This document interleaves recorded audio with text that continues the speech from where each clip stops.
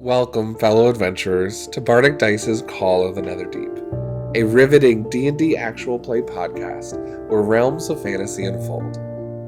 Join us bi-weekly on Twitch every other Thursday at 7:30 p.m. CST as our diverse party, including characters played by VixxDraws and DM Shanks of Top Down Tabletop, alongside Sassyfire and Kojak from the Tavern, embark on thrilling quests in the magical Netherdeep, DM'd by your own Bardicdice. Experience the excitement during our live recordings and be part of the unfolding tales of magic, danger, and heroism. Whether you're a seasoned explorer or a curious spectator, our journey awaits your presence. Thank you for following us on this collective journey of fate. Now grab your gear, join our party, and let the dice decide the destiny of Bardicdice's Call of the Netherdeep. Roll initiative.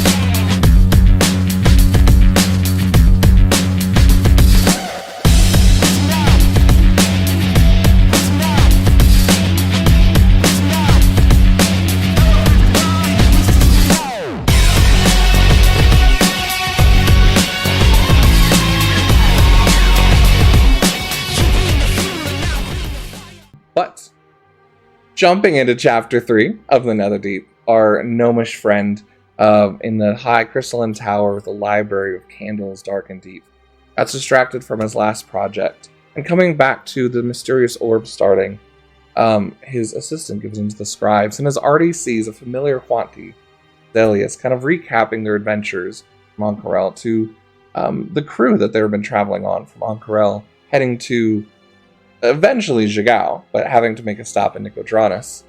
As the gnome kind of, his eyes flash white, kind of begins to speak with Zelius' voice. He begins to speak of their adventures in Ank'Harel, doing some research after, of course, parting with the Sugar Puff Syndicate and Granny Agnes, and heading to the archive to do some research on what it means to be Ruidisborn, and what are the actual facts beyond just the rumors and superstitions that go along with it. As well as Kaizen having a very touching moment of discovery that not everyone sees Ruidisborn as just cursed. It could even be something of good, one of champion. Afterwards, trying to find some healing potions or some aids, they found a haberdashery of a very eccentric fellow who had a bit of a obsession with a Lord Percival, and deciding on their own to hand over a gun to a very untrained and clearly unprofessional fellow, which is not his fault at all. The gun mishandled and fired off, cracking through another establishment across the street. But he quickly tried to make up for it, handing the gun back and giving them some rather I don't want to say too expensive potions, but potions for free. And then quickly rat-tailing them out to the local guard.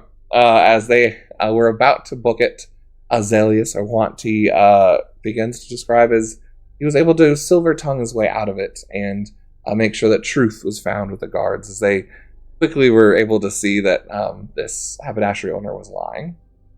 Finding their way to the docks, though, they found a Granny Agnes introducing them to Captain of the Eclipse Rim, their vessel that's going to take them for free ride to Zhigao, though they did discover they had to work, and also had a few eccentric characters on the ship.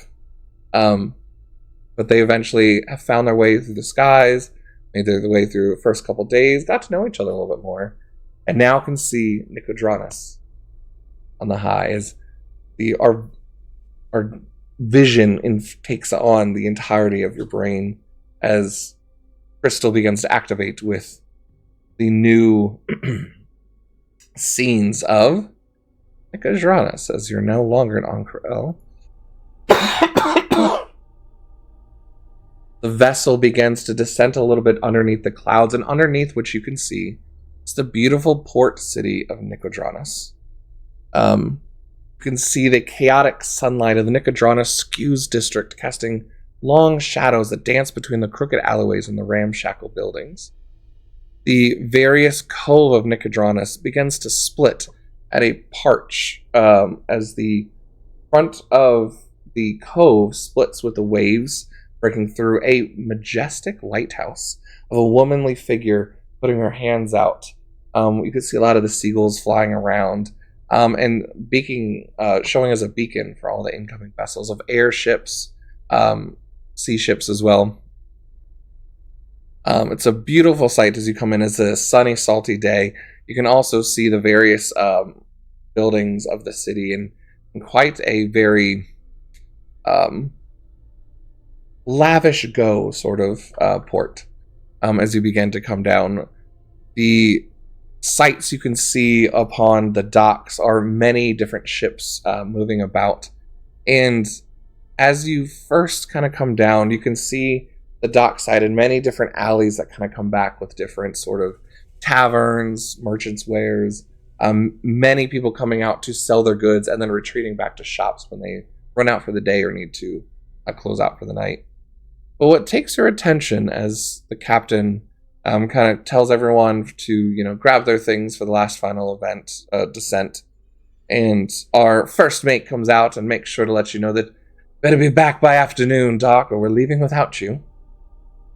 You guys begin to see on the dock a turtle with a eye patch, and what seems to be bagpipes with very crystalline tattoos down his arm, speaking to the dockmaster alongside another fellow with leather armor, got this crimson red, almost brandish logo of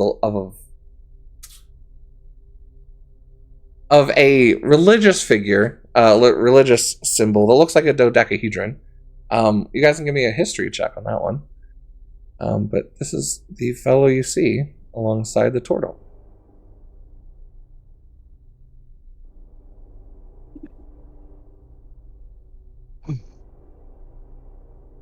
I got my throat already. 18? Nice.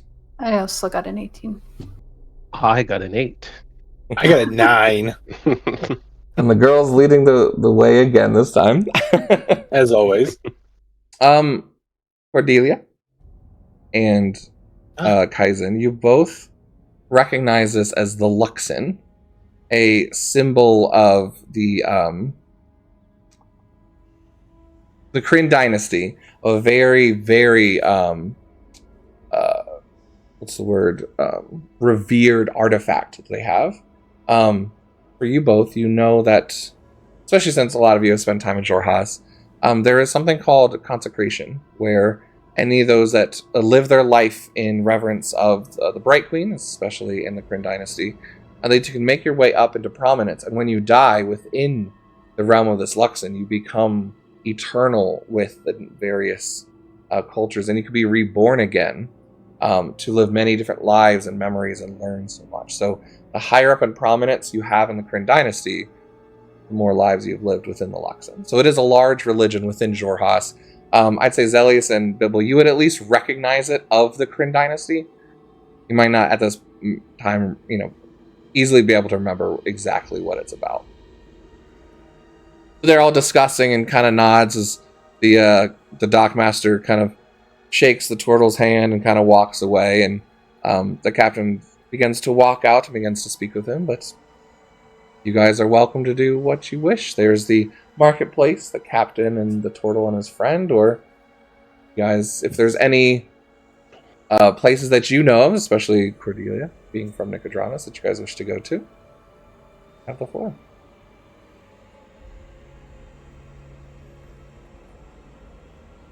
So, what do you guys want to do?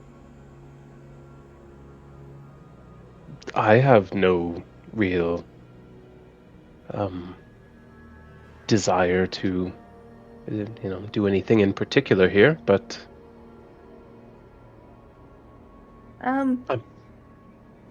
We could go to my place and get some lunch.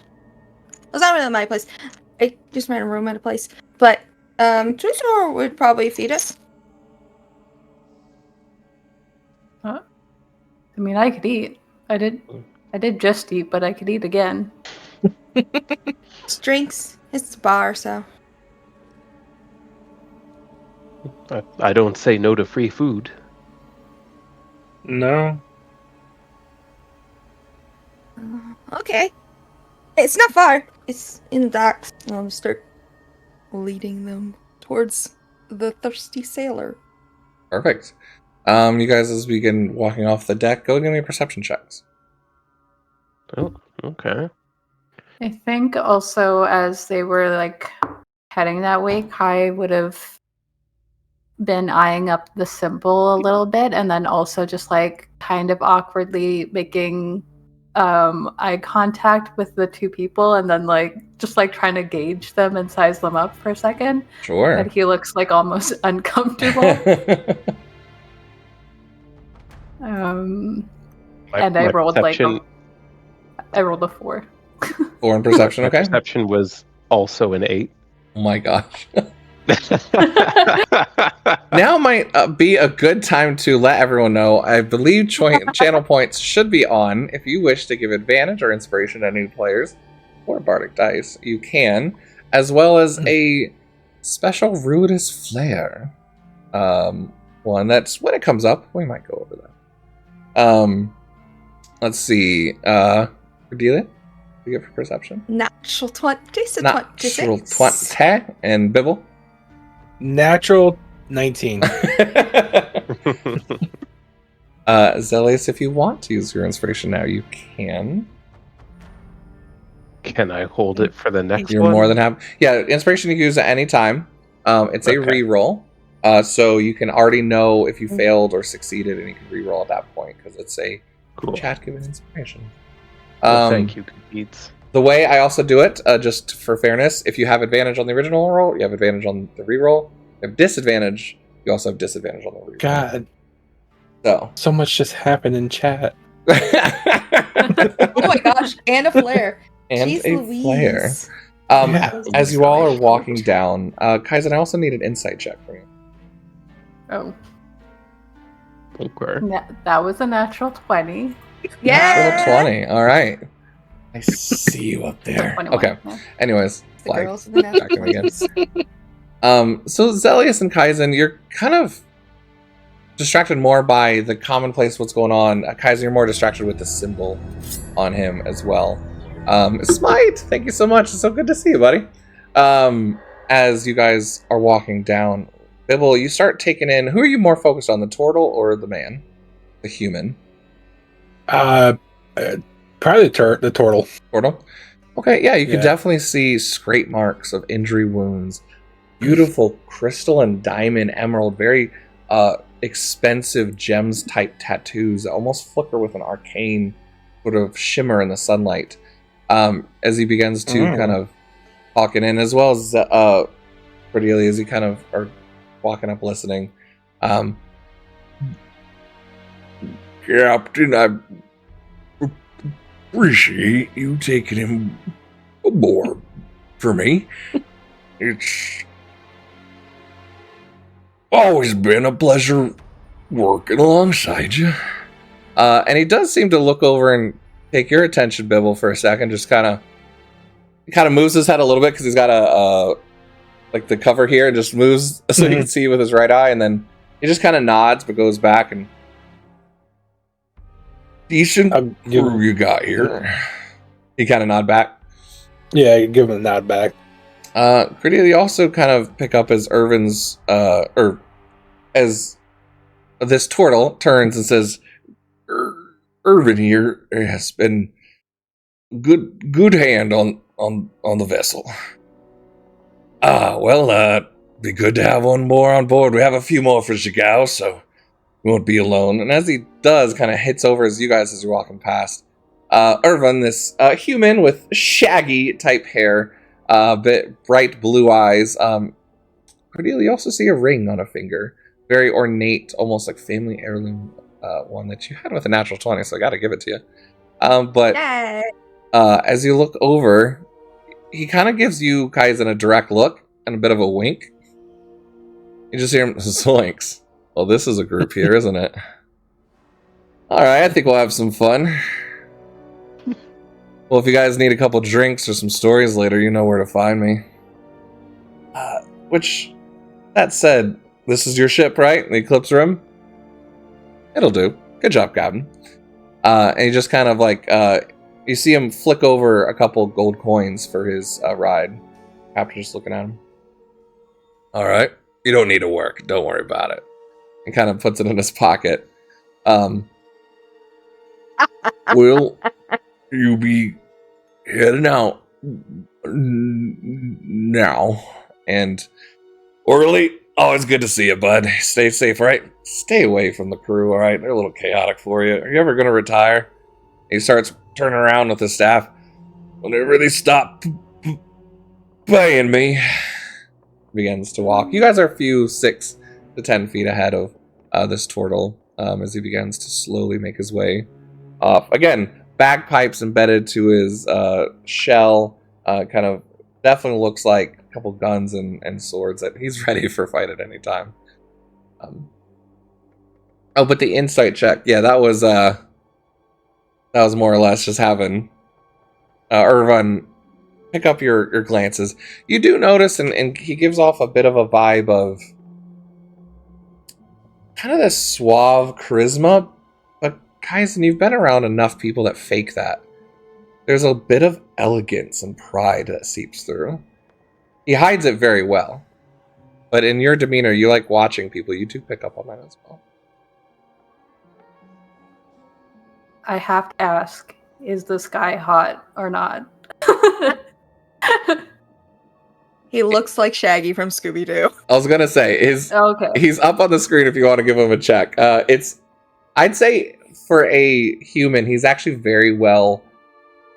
He should look pretty well. He's just unkempt at this time. Doesn't look like he's taken the best care of himself. Well, he's doing all right, but it looks like he's been on a bit of an adventure and kind of a long ride. Kind of a bit of a 5 o'clock shadow going and a cut that's probably needs some attending to here soon. But again, it's subjective to the user who sees it. But he does have a high charisma, so yes, he's rather good looking versus not. Then I think I just kind of like panics a little bit internally. Like, there's probably like a slickened sheen of sweat now on his palms. But then he just kind of looks to his friends and is like, sorry, did they just say something to us? He said something to you. I wasn't listening.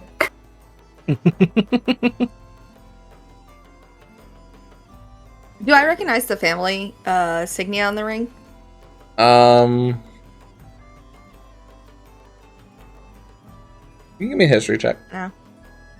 I'll let you roll for it. I'll have to say disadvantage, just based on your backstory. That's fair. 4. Yeah, you What is haven't 16? picked it up before. It's nothing local. And you've never seen this person come through this port before, at least. Nothing you've remembered, at least. You guys continue to go down the dock? Yeah, think so. We're going to the Thirsty something, right?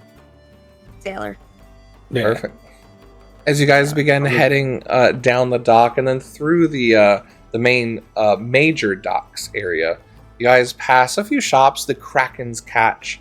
You see a grizzled old dwarf inside, showing off his nautical equipment and rare treasures.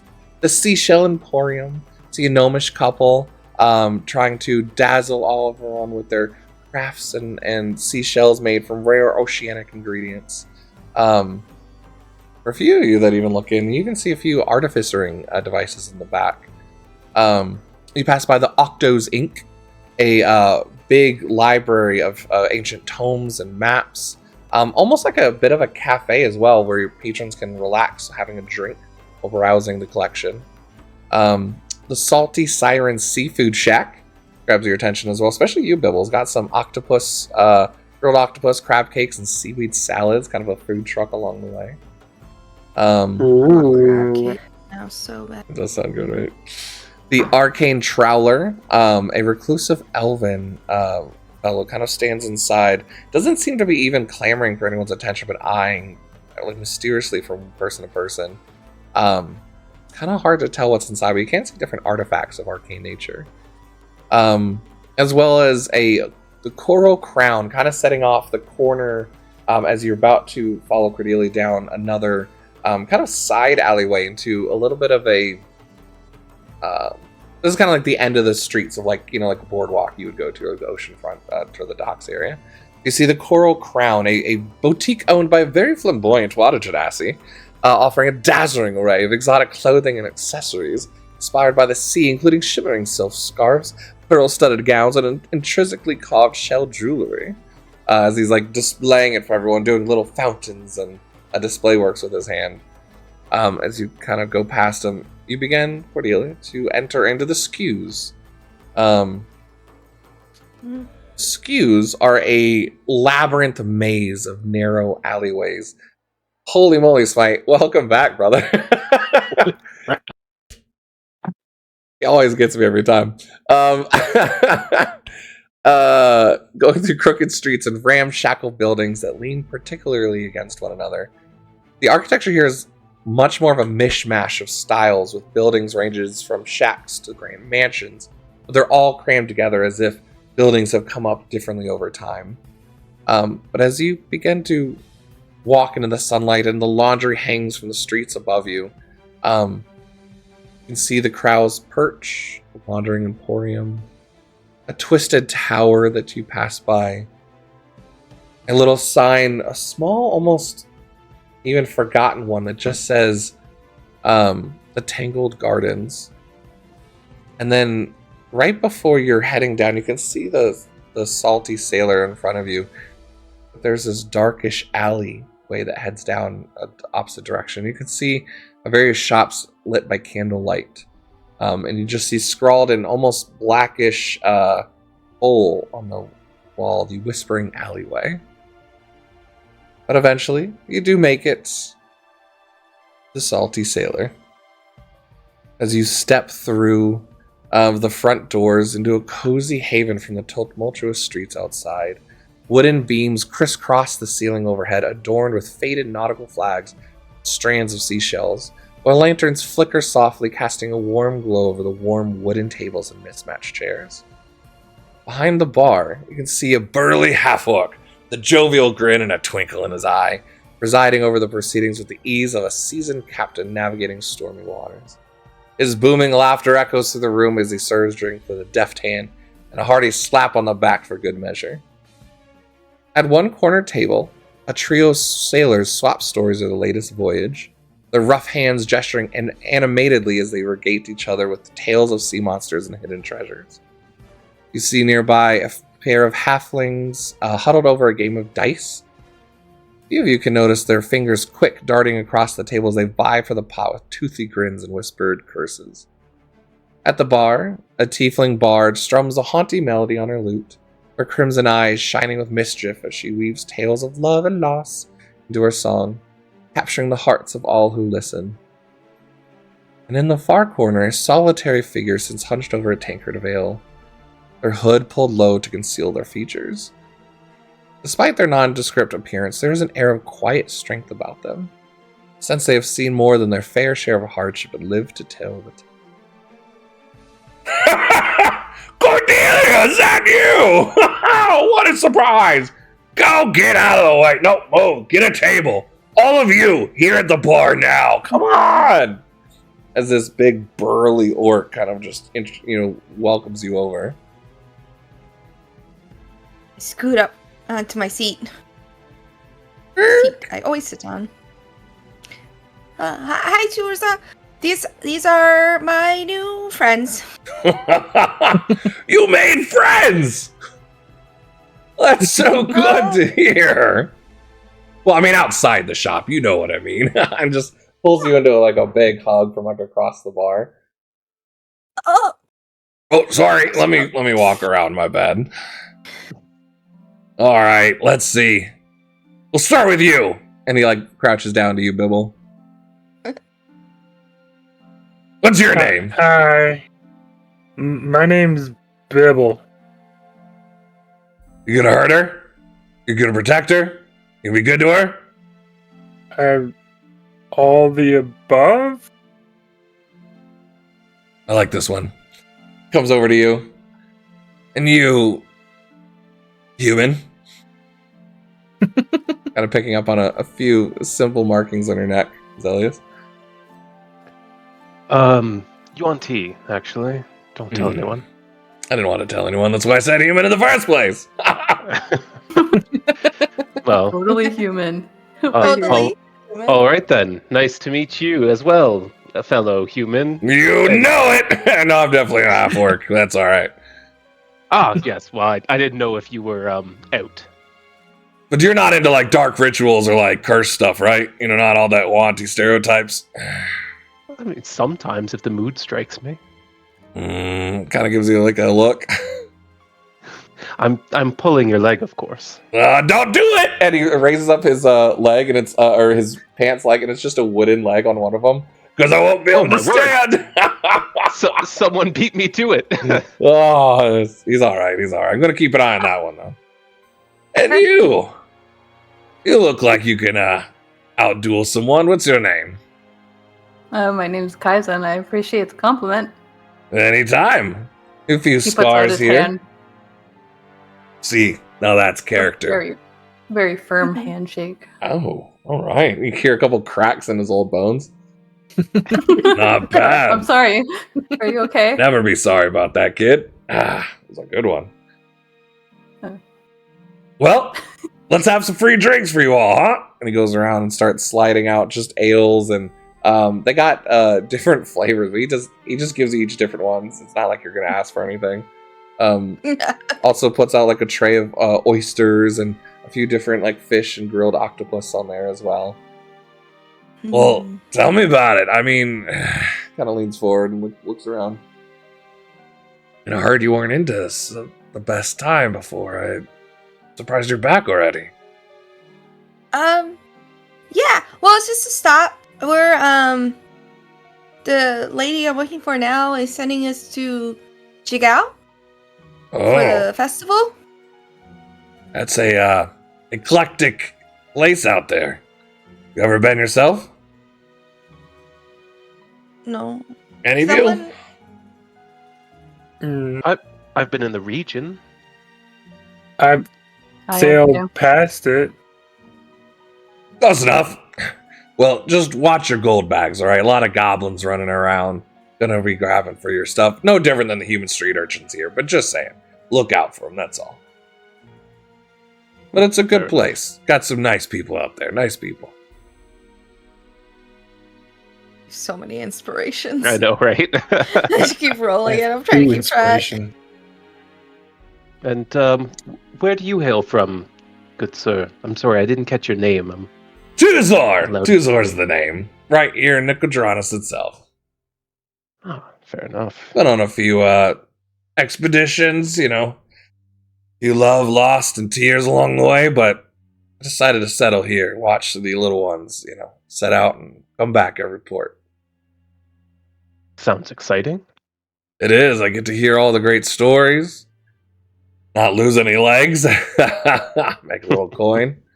Not bad. It's not bad. But I'm really glad to see you. It's kind of been different without you here.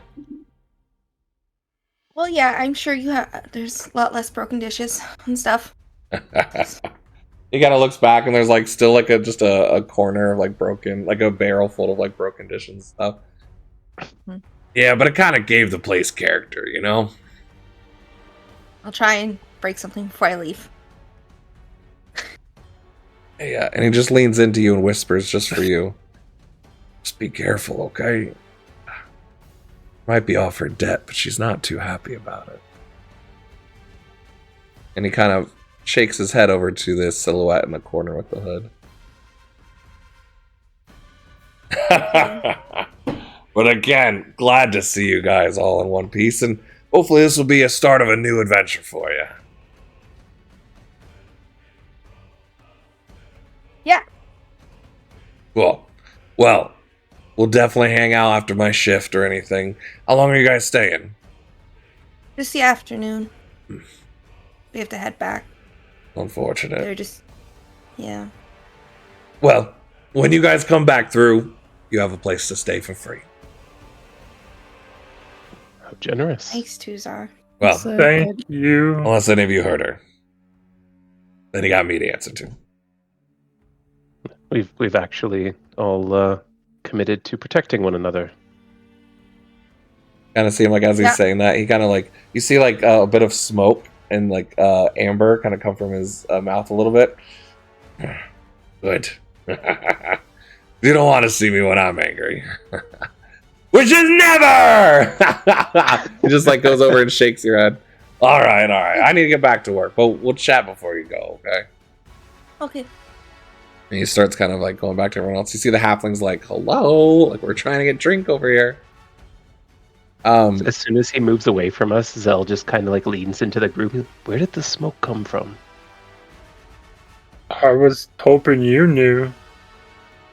I mean, it could have been magic, but I didn't see him cast anything. Does that sometimes? I don't know. Sometimes I think he swallowed a cigar. Could be.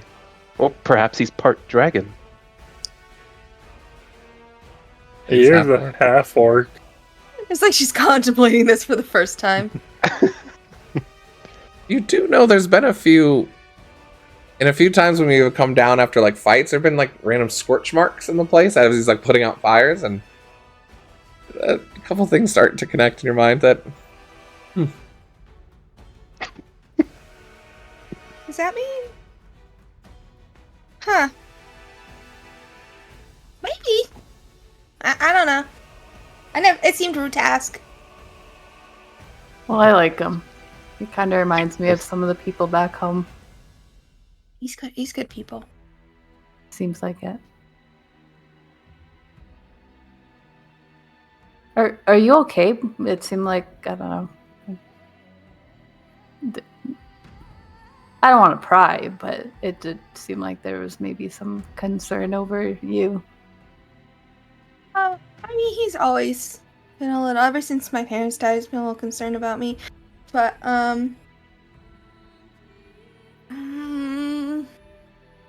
she looks really nervous, and then she, like, looks at you, and then in your mind you hear, he told me the guy in the corner, might work for the lady that I owe money to?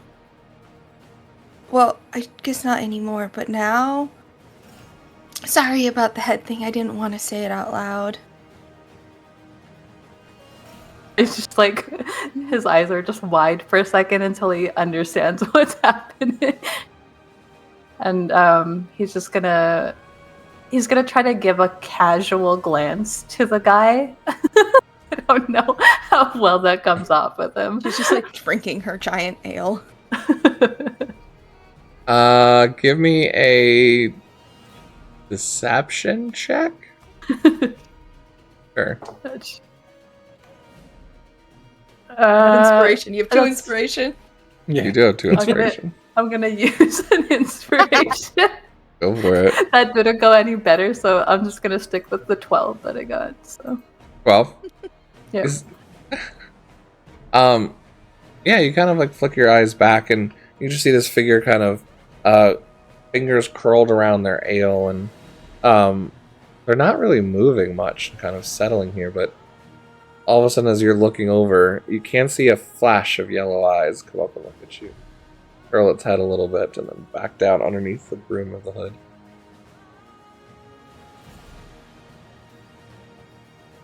Able to attribute that to any like particular race, like the kind of eyes that I just saw. With a 12, I will say you just didn't get a great look. It's just kind of a yellowish flash. You're not sure if it's arcane, could be maybe even tabaxi. more of like a lizard folk or dragonborn potentially. Not quite sure. Then to try to not let on to what Cordelia just told him, he's just gonna take a drink of ale, probably like a long one, and then set it down and just look at her and say, "Well, I'm sure it'll all work out, right? We won't be here long," he says, like somewhat projecting his voice a little bit. No, I mean, they said to be back by afternoon, right? And she's like trying to. Got a clock on the wall. I don't know if there's clocks. Yeah. Person made a watch the tower. There's clocks or thing. Yeah, here would be in the Salty Sailor specifically. There's not necessarily a clock as more as a sundial type device. So as the sun kind of comes overhead, you can see where part of the day it would be. So you would know the time of the day, but he doesn't necessarily have like a mechanical clock in here.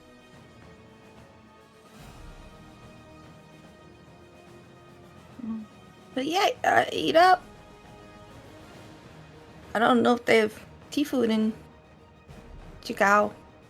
Yeah, Kai's like trying to figure out how to eat this oyster.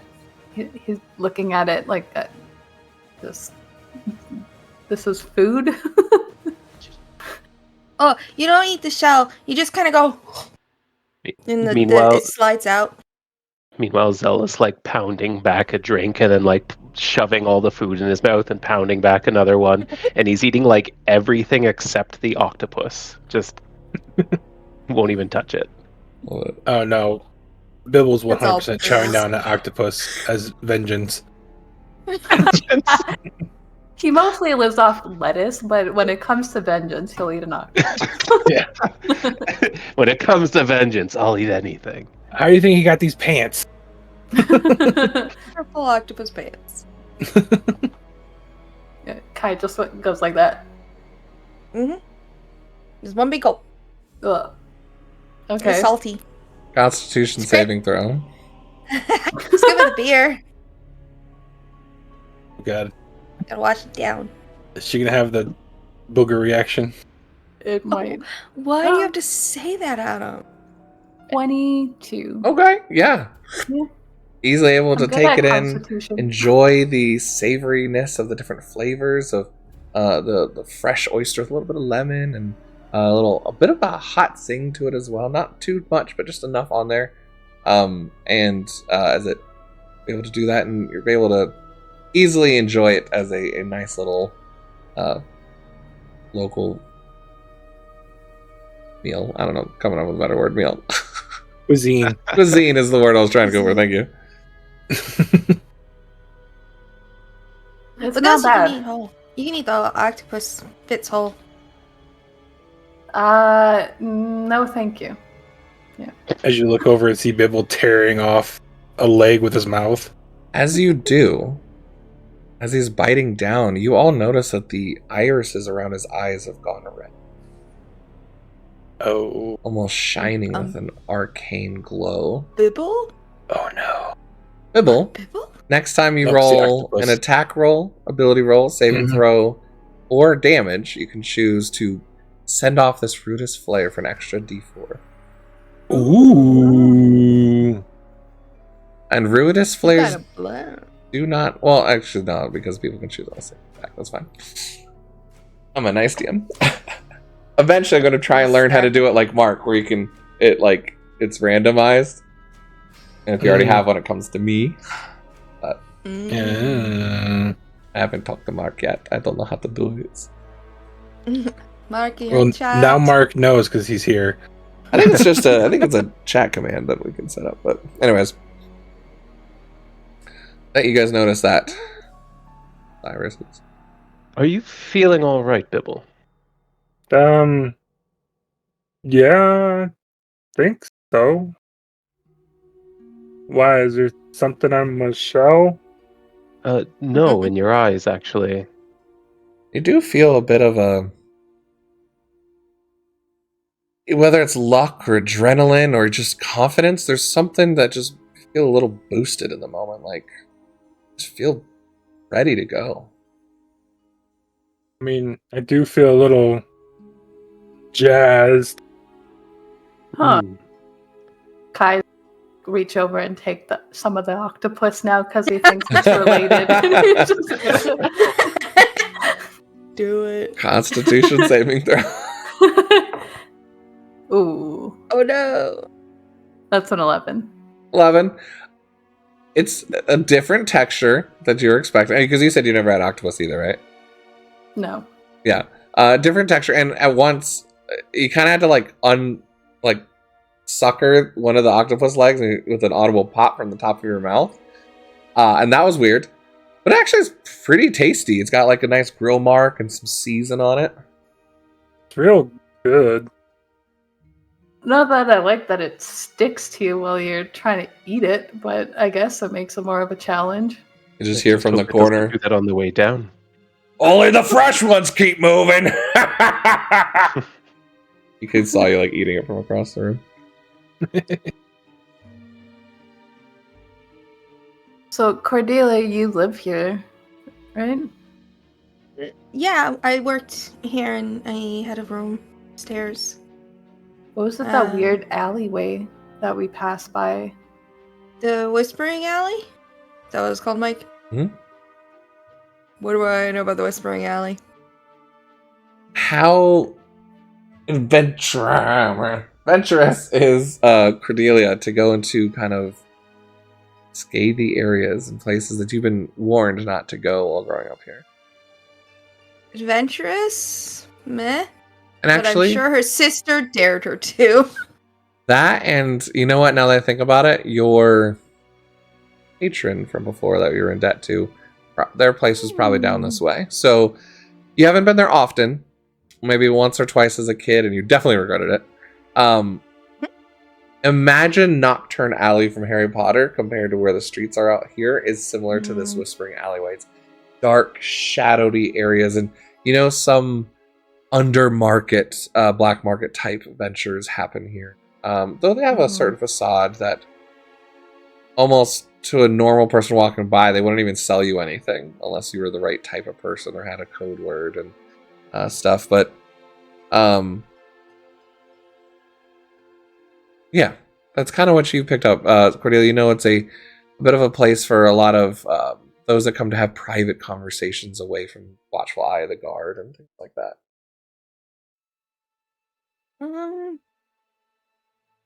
It's not the best area. Like, you remember those guys that attacked us when we went to the syndicate, the candy shop, Yeah. and they worked for that group? She does not want to say the word out loud in case anyone's listening. That's the kind of place they hang out around here. Okay. It's not a good place to go unless you're looking for something that's maybe hard to get. Okay. Stay away from that area. All right. Probably. I use a really nice garden here in the skew. There's some shops that don't... I mean, the nicer shops are in a different district if you want to walk over there, but... I think after our last shopping trip, I'm probably good until we get elsewhere. Yeah. The music I'm is so kind of scary. hoping we can scrape together some coin Just and go a little scary, check out, since my purse strings are a little tight for anything of real substance. Yeah. You think we'll win stuff at this festival? Is that... How could we not? Hopefully. Or maybe they'll have other ways we can get some money. Yeah, there's a lot of work there, I'm sure. I mean, I know the festival is the main thing. They have to get the thing for Granny. You hear a voice in your mind, Cordelia. Oh, you could always come back and work with me.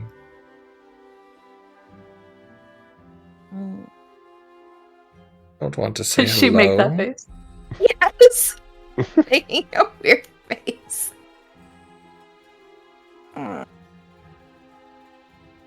I just turn and look around at the corner. Yellow eyes staring right back at you from under the hood. Sort of rude not to catch up with an old friend.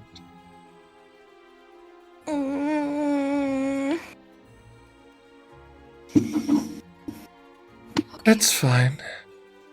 Guess you don't need to know about your sister. Figure begins to stand up, slowly walk out of the back of the bar. Shit. I think Kai, like, noticing that, like, you're physically, like, cringing, and then this guy stands up. I think Kai just, like instinctively kind of stands up from his stool halfway and then sits down. Shit. Yeah, she just does this and, like, skitters to follow. You guys waiting? Is anyone going with her? I'm gonna trail behind her. I don't want to get too close, but like Stealthily? you know, like I want to like kind of stealthily just make sure that she's okay. Sure. Kai, like, kind of taps Bibble on the shoulder and is like, I think we should probably go. Yeah. Yeah. We should make sure she's safe. You guys don't want to play dice? You look like the type of players that could beat us real good. Two of the halflings are like talking to you and Kai. I got some dice in their hands. We've been on a bit of a losing streak, game. Maybe you'll be our good luck.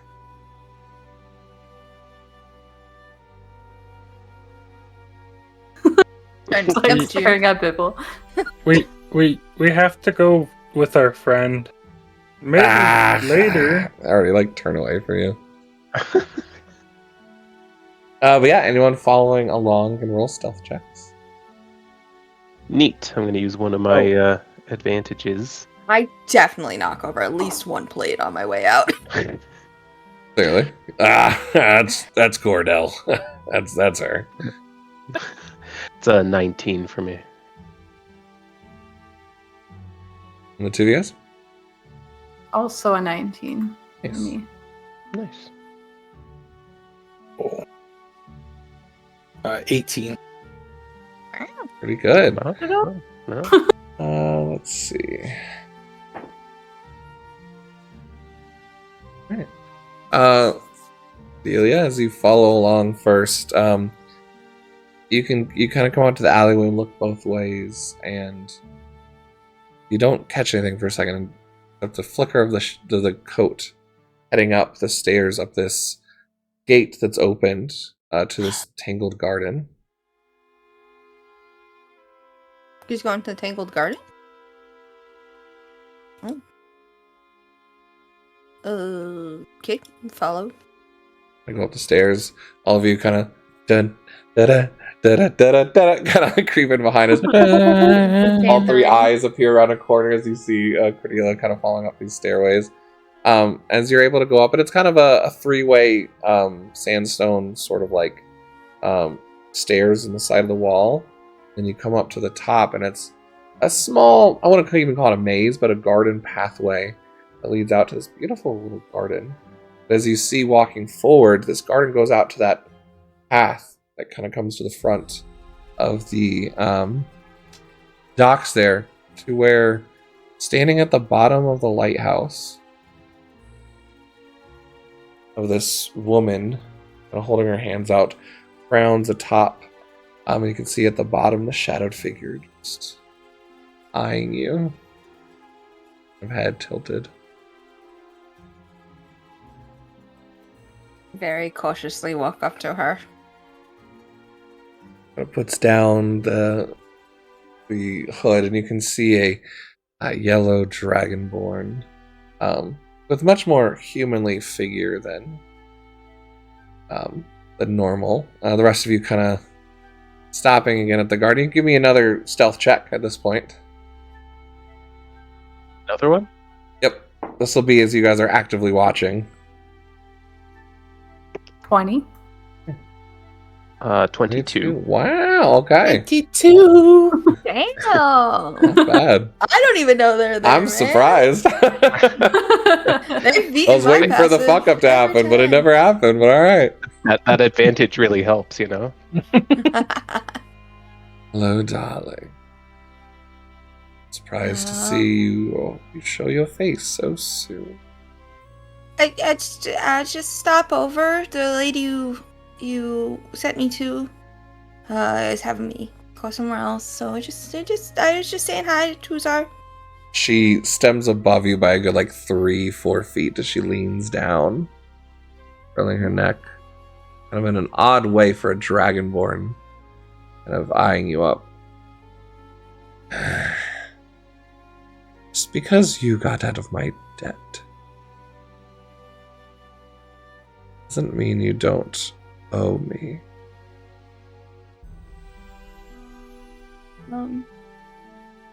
I taught you much of what you know, dear girl. I was nice to you. Gave you a place to stay after everything that happened. You ran away. Bickering at the hand that I gave you.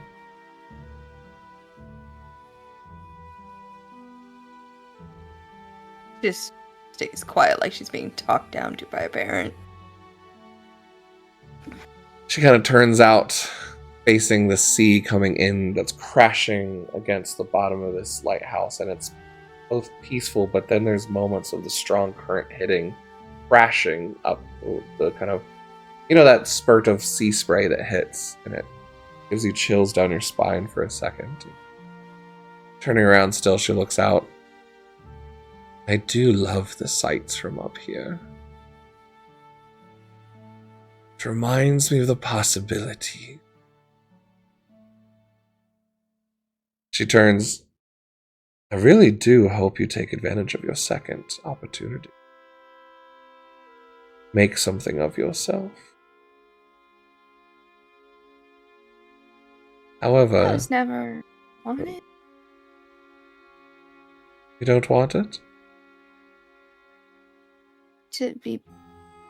I mean, no. I mean, I don't need to make something of myself. I'm just trying to get by. Yeah. That's what got you into this situation.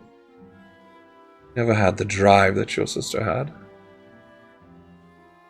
Dad? What happened to my sister? I'm just saying, you don't have the same drive she does. But with an opening and my group, she might have followed your footsteps. Show what real opportunity comes with those who embrace those that give them opportunity. River's working for you now? Doing quite good, actually.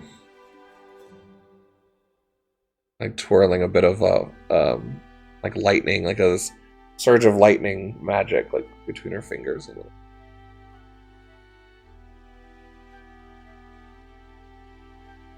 Is she still in Nicodranus?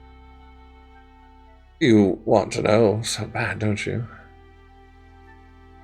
I mean, I just want to make sure she's okay. Well, you know how operations go. Wouldn't want to. Get her in trouble if you tried to turn her in. Me. What? I'm not a rat. I know you aren't, because I know you love your sister. So be warned, you might be free from my debts, but you dare try and vie against me. Not only will I come after you, I'll come after her.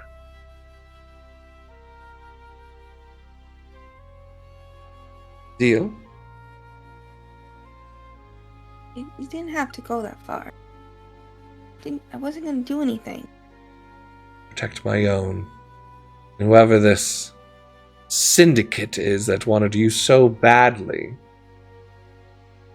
I have to make sure they're not going to make any moves against me either.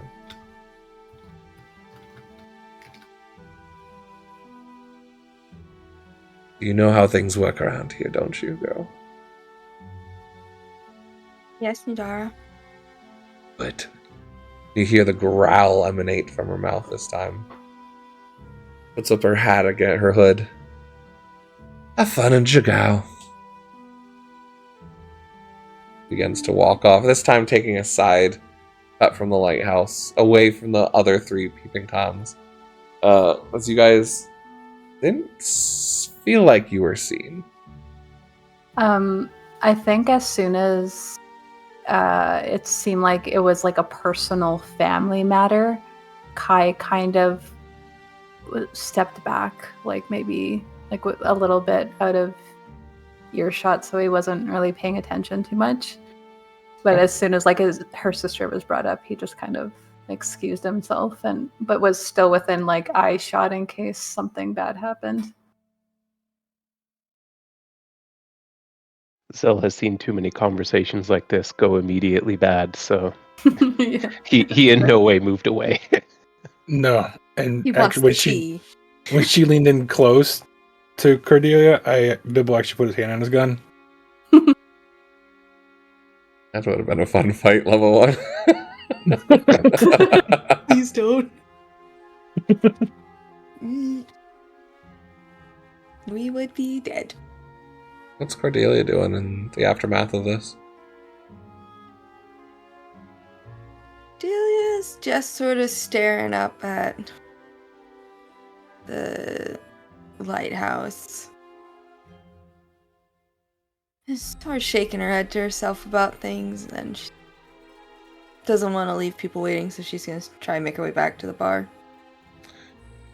You all can give me a religion check as you're looking at this lighthouse. Really, you don't even need to.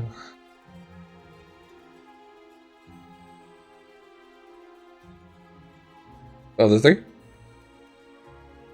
What's that? Oh, you want us to make the check? Yeah, the 3. You can give me a religion check, so you're kind of taking in this lighthouse for the first time. 19. I don't think Zell's looking at the lighthouse. Okay, makes sense.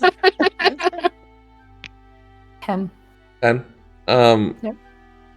Kaizen, yeah, it was just a little hard for you to fathom. There's so many depictions of women and different gods, and it's hard to pick them out between the two, especially from this angle. But Bibble, you clearly recognize this is a statue of the Wild Mother here, kind of guiding over Nicodranus. Okay. So Cordelia, as you're heading back to the bar, Zell's just around the corner, kind of like arms across his chest, like leaning against the wall. She gets startled and falls down. Oh, jeez. Are you okay? Sorry, I didn't mean to surprise you. Why are you here? I didn't trust that guy, so I thought we should follow to make sure you're safe.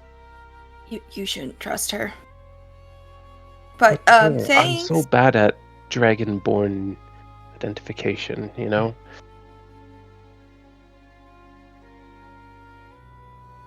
She tilts her head like, I don't know what you mean.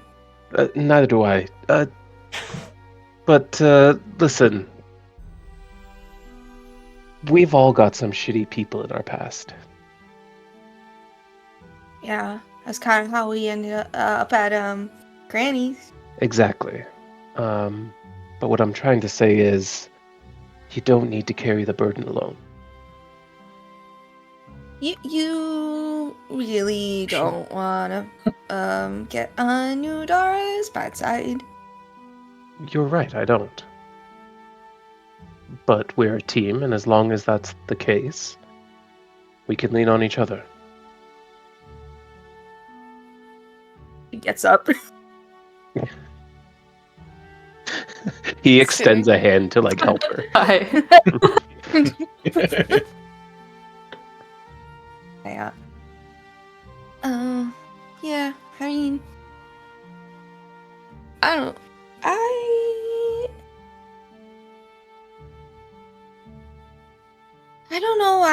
she told me those things.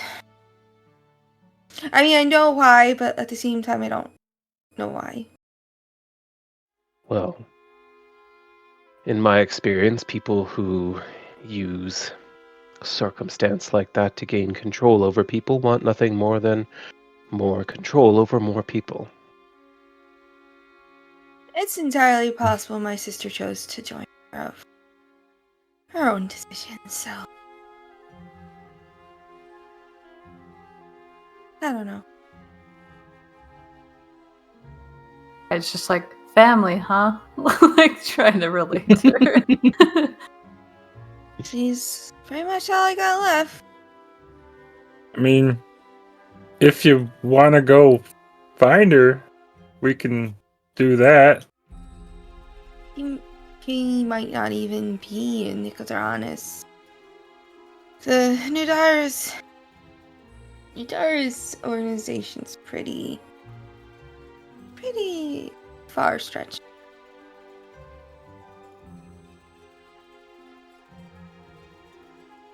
Well, in time, perhaps we'll find opportunity and means.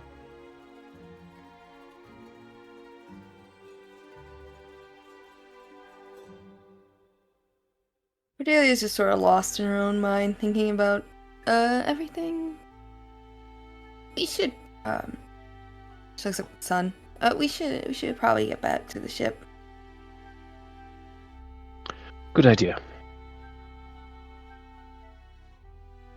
It's this way. She'll leave because she knows the streets. Good, because Zelle's lost. Mm-hmm.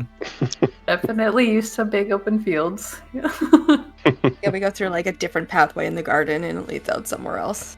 Okay. As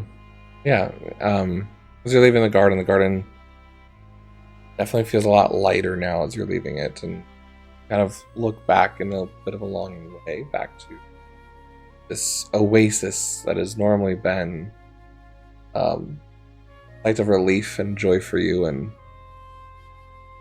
kind of a bit of a split to that lighthouse, and now another moment of the things you're trying to put behind you here. You all make your way back, saying a quick goodbye to Tuvar and checking in at those at the Salty Sailor as you guys head back to the docks and catch the ship a little bit beforehand. Eventually untie, and the gemstones begin to reverberate, and you guys begin to feel the ship heading up and then flying off up into the clouds. And Cordelia, as you were standing at the back of the ship for one last moment, swore you heard flaps, creature above you flying through the clouds, large like a dragon. You guys begin to fly off. And that is where we'll take a quick little break and come back here.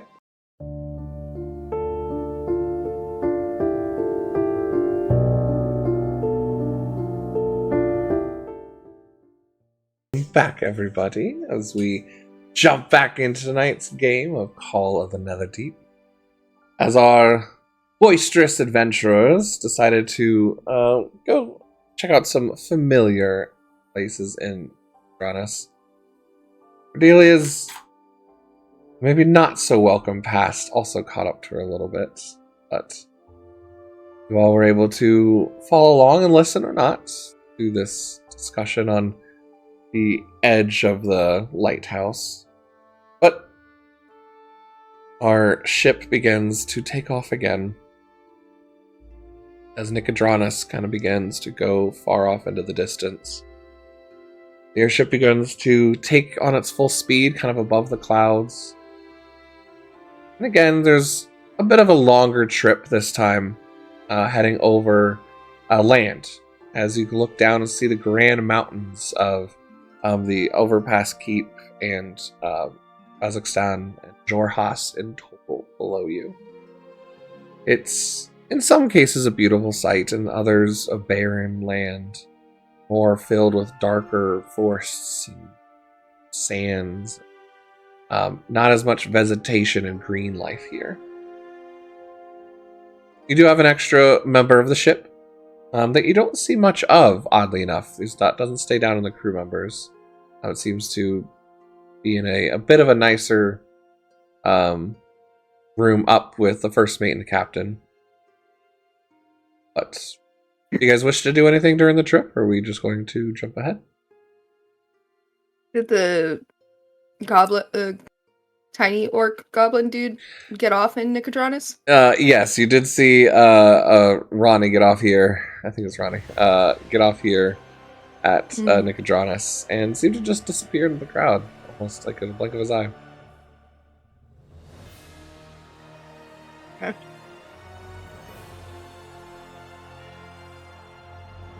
Anything you guys wish to do, or do you want to just be good to jump forward?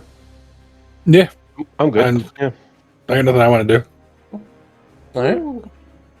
Ah.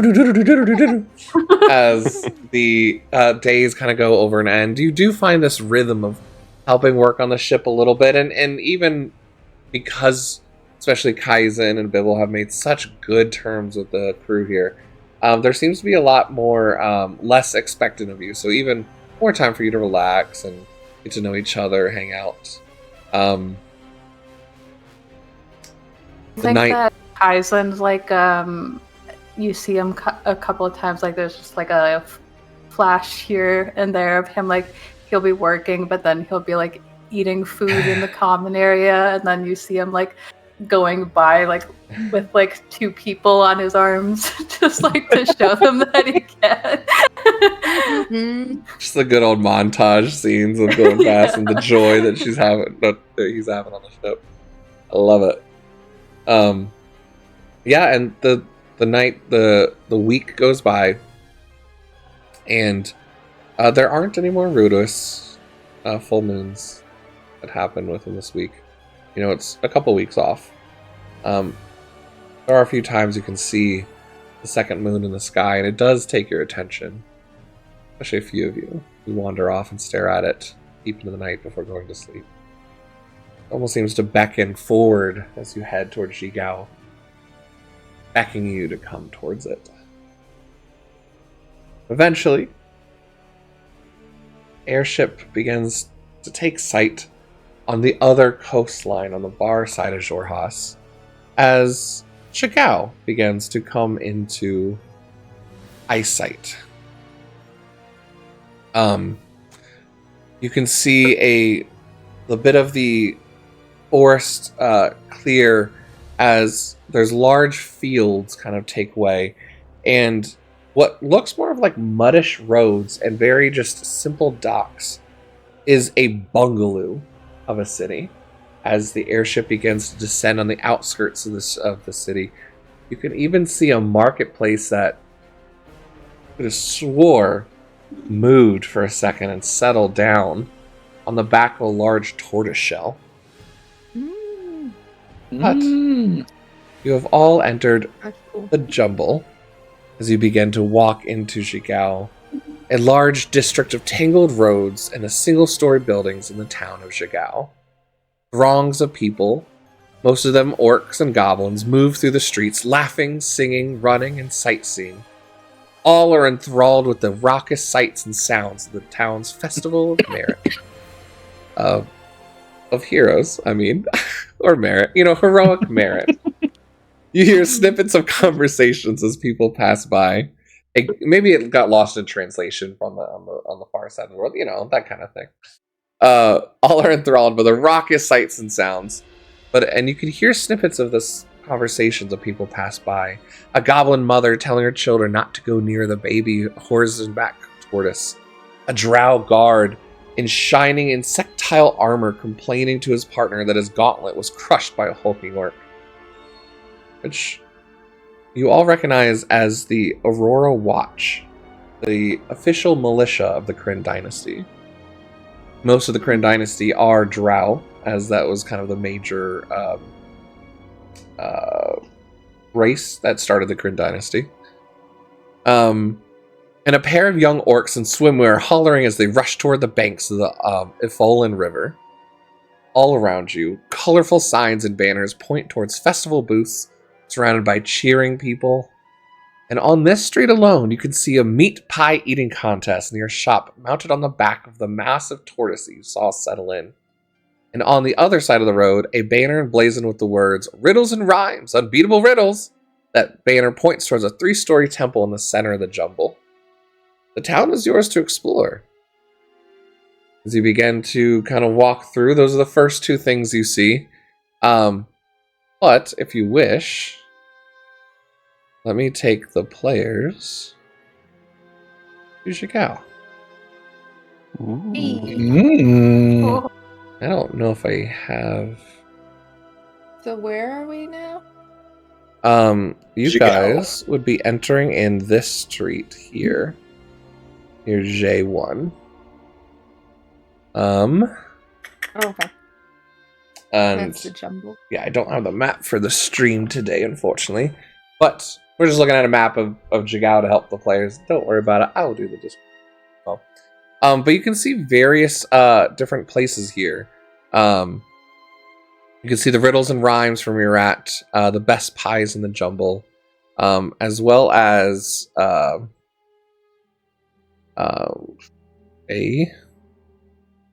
get to it. I'm trying to remember the name of it. Across the street, the Temple of the Luxon that stands over the top there.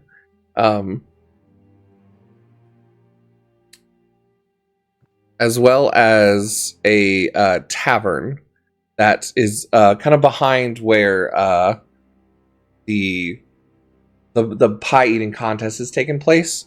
You can see it's kind of hanging with a sign of one tusk, and it says the Unbroken Tusk Inn is there. But it seems this whole town is just filled with festivals going on, all kind of emblazoned with different signs that say "Prove your merit." Win as many merit coins to prove yourself as the new heroes of Zhigao. And I will say as well, you did see Irvan get off the ship with you here, as they're kind of unloading much of the stuff for the festival, and like the rest of the crew still working to take off again soon on their trade route. Irvan kind of winked at you all again and nodded, and then began to head off towards a different direction. Do you think there's like someplace we have to go to like register or something? I was wondering that myself, actually. Maybe we can ask one of the store owners? Or as merit people? Mike, are there people around us right now?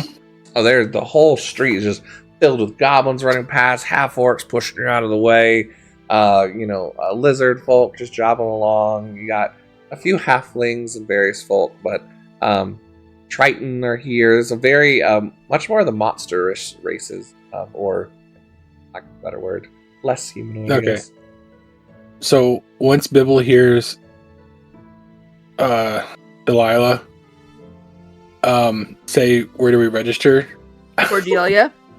Yeah, that's it. And I thought I did bad. Yeah, that was pretty far off. Goodness Completely gracious. spaced out for a second. So good. I'm not Delilah Briarwood. Once are Cordelia you? says, "Where do we register?" and nobody knows, he'll just like grab the sleeve or the pants leg of someone walking by. What do you want, you- little one? Do you know where we would register? Oh, you cute little buddy, aren't you? Clearly, this orc thinks you're a kid of some sort. Grab it on its pant leg. Well, little buddy, look around you. You can find all those emblazoned with the banner. You just pay for an entry and get as many gold coins as you can. Oh, good luck to you. Take care of them now, alright? Thank you. Oh, it's so good to be in the town of Merritt sometimes. can we pick up on the fact that it seems like this guy thinks that Bibble's a child? Yeah, it's clear as day as it kind of leans down. It's actually, oh, you buddy. And Then a very amused Kai just kind of gives Bibble like one of those like, head rubs that you might give to a child. And says thanks to the person who gave us some information. You now have a son. Yeah, the Bibble's my child. So good. I'm here for it.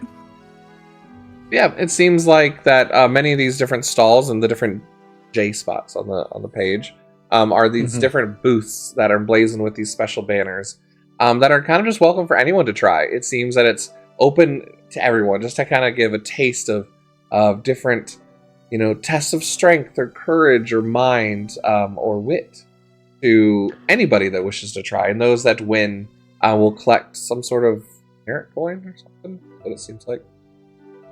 All right. Well, if we're free to just begin, I suggest we start right here with the pie eating contest.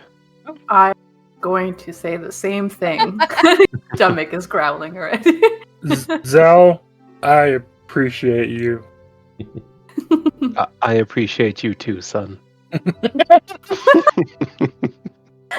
Two dads. Yeah. As My you guys two dads. As you guys begin to step up towards the unbroken tusk, the savory sense of meat and pastry and spices fill the air around a 3-story building mounted on the back of a gigantic tortoise. A cooking stand and a festival stage with a long table are set up on the tortoise's feet, where an orc stands over a massive oven. She bustles from the oven to the stage and back, placing delicious-looking hand pies at each seat, and stacking more of them on a cooling rack nearby. People are already gathered on stage, including a scrawny young human that you recognize right off the bat, who seemed to just come through a different alley with brown hair and a scruffy beard. As you approach, the orc calls out in a melodic baritone, "Come to sample the best meat pies this side of Waits, yes? I sell them for meals up there, but I'm running pie eating contests down here all day. If you've got an orc-sized stomach, that is." And you see a older half-orc woman, kind of with a taught around cooking gear, and you can see a kind of noted in, it says Agatha in there as well. So yeah, it looks like they're having a pie eating contest. There's a few spots left for anyone that wishes to jump in on this. You see Irvin up there, as well as a male drow and a female halfling. Oh, we got this. What kind of pies? You look up and you see different various meat pies. Don't question it, man. The meat here's good. Oh, okay. None of the meat varieties are like questionable, are they? Are you asking anybody, or are you just talking among yourselves? Oh, I guess it's not like they're not labeled or anything. Oh, they are definitely not labeled. At least not for the pie eating contest. You know what? I'm just gonna try not to think about it. Let's see if I can get you real quick a handout. Now, is this like a speed thing or an amount thing? And as she kind of comes up to you, goes, "Oh, you're going to join. This is more on an endurance test to see who can keep up to eat as many pies as you can each round." But don't worry, the meat pies are quite good. They're seasoned to perfection, trust me. It's only 5 silver to join. Oh, well, I can definitely afford that, and he'll get out 5 silver coins and hand them over and take a spot at the table. I would like to do the same thing. Me too. Good. Because 5 silver for some food doesn't sound bad. Yeah. But I win this race. It's not a bad meal. Bibble's trying to do the math of 1 gold piece, 5 silver. If you do it in... Is that Kojak or Bibble? A little of both. I love it. Alright, I'm going to try and bring up roll 20 real quick for the. Secrets. Yeah, I don't want to show off all my secrets. Meg and I are on the same brain. Meat pies. Wait, odds for everybody. I forgot to That's when you roll got meat 20. pies. Okay. So.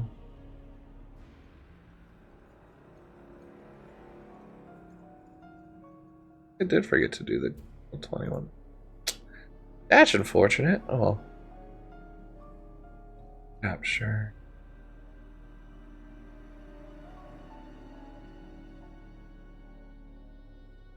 Sorry, I do guys. share the brain cell, Meg. What's that? Amara posted, does it surprise you we share the same brain cell? And this is true. We have one brain cell, and it is musicals all day, every day. Very true. I'm covering all my players here. Sorry, guys. Unacceptable. Unacceptable. Be better. Acceptable! Alright, now I can put that down here. Alright. Perfect. Sorry about that. Down at the back. Alright. So you can see that, and I wanted to show off Agatha, if I could. Anyways, you guys give the silver pieces to Agatha, correct? Yep. Yes. All right. You're able to make your way up to the stand. So everyone's joining? Yeah. Perfect. Yep. I Yeah. give Irving a very awkward wave. I did want to show you guys.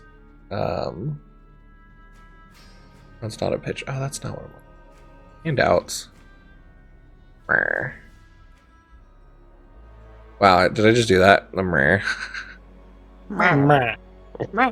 Alright. You know what, I'm going to come back to this later. Okay. Except Bibel's gonna try to sit next to Irving. okay, sweet. Yeah, okay, we'll come back to that later. But Kaya's gonna wink at Irving, but his hands are like sweaty while he does it. give me a charisma check. Nice. Oh no. Oh god, no. Spells. I got the spells. That would be an 8. You look over and Irvine tries to wink, but then winks with the wrong eye and just. You kind of seem to have matched moments of like outwinking each other and outmaneuvering for a second. And just kind of laughs a little bit. All right. Well, it's good to have some competition. Been a fun trip, but I'm ready to have some fun. Oh, and Agatha comes on. All right, everybody. So for you guys, it'll be. She kind of puts down a first pie for everyone to get ready to enjoy. And again, it's not a race to the finish, but a race of endurance. She goes, all right, everyone, are you ready? Get set, go! You begin to dive into your pie. It is actually quite good. Again, though, you're still not able to dictate what kind of meat it is, as one bite kind of goes a little bit more poultry, maybe the other one a little bit more pork, as it seems to be a bit of a mishmash of mystery meats going on here. It's still really good, though. Nothing bad to the taste or foreign too much. Are these like personal pies or are Like these, personal full pies. Yep. Okay. Then Zell actually, not knowing what the meat is, has opted to not taste it at all and just kind of takes the whole thing and God. You just see Zelius' jaw just opens up a little bit. You hear the kids, Nice. oh my gosh, look at that! But for everyone, the first pie goes down with no check needed. Able to savor it and quickly dispose of them. Everyone starts clapping and awing at this amazing feat right off the bat. But a second pie comes out. This one with a bit of a DC that goes with it. So I need everyone to roll me a Constitution check, not a saving throw. I do have a question, Mike. Sure. So cows have 4 stomachs. right? Yes, they do. Okay. So they can eat more, right? Cows That's not how their can. stomachs work. Okay. I don't think cows can digest a meat pie. They still have to make a roll. 21. Use an inspiration. 21, as you're able to quickly down this one and have no problem. My new Zelius? dice are doing so well. Mine is an 11. 11. Kaizen? What are we adding to that? Constitution. So your base Okay, constitution. that is a 18 then. 18. Bibble? Does my flare thing count here? It does if you wish to expound it for an extra d4. Yeah, we're gonna do that just in case. Perception Okay, checks so for the other three. Actually, passive 16. perception. 16, okay. What's everyone's passive perceptions? 11. 16. 11. 11. I will let Zelius and Kaiser, you can decide. You might see it out of the peripheral of your eyes unless you're too focused on what you're doing. Cordelia, you definitely pick up on this little outburst of just a spark of red. Almost like that's similar to Kaizen's halo. Just kind of rolls out for a second and sparks away. Ooh. Yeah, my eyes were pointed upward while that happened because I'm like, Oh, I still have 2 finished dice. You see the male drow was able to quickly take theirs. As all of a sudden the female halfling goes, "Oh, this is a stupid contest for me!" It just starts to run off, making sounds off the side. I won't gross everybody. It's like chicken. But they're like nice and, the crust is nice, light and fluffy. Slow and steady wins the race. Let's see. Perfect. Better All right, and they slimy bring things out than Nicodranus. right. They bring out the third pie. Everyone, go and give me another Constitution check. okay. Okay, inspiration on that one. 15 for me. Nice. 15 as well. Same. Oh. Wow. Triplets. It seems that everybody was able to pass this one, though Irvon seemed to kind of burp up a little bit with that last one. Fourth one goes, need another Constitution check. Here we go. Okay, I'm out of inspiration, so come on, dice. Ooh, All right, 17. 1. 16.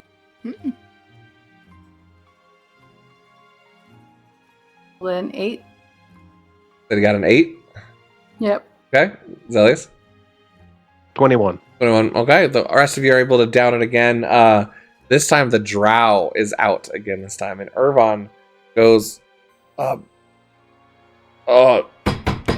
I'm out. And Irvon himself taps out the first one among your group.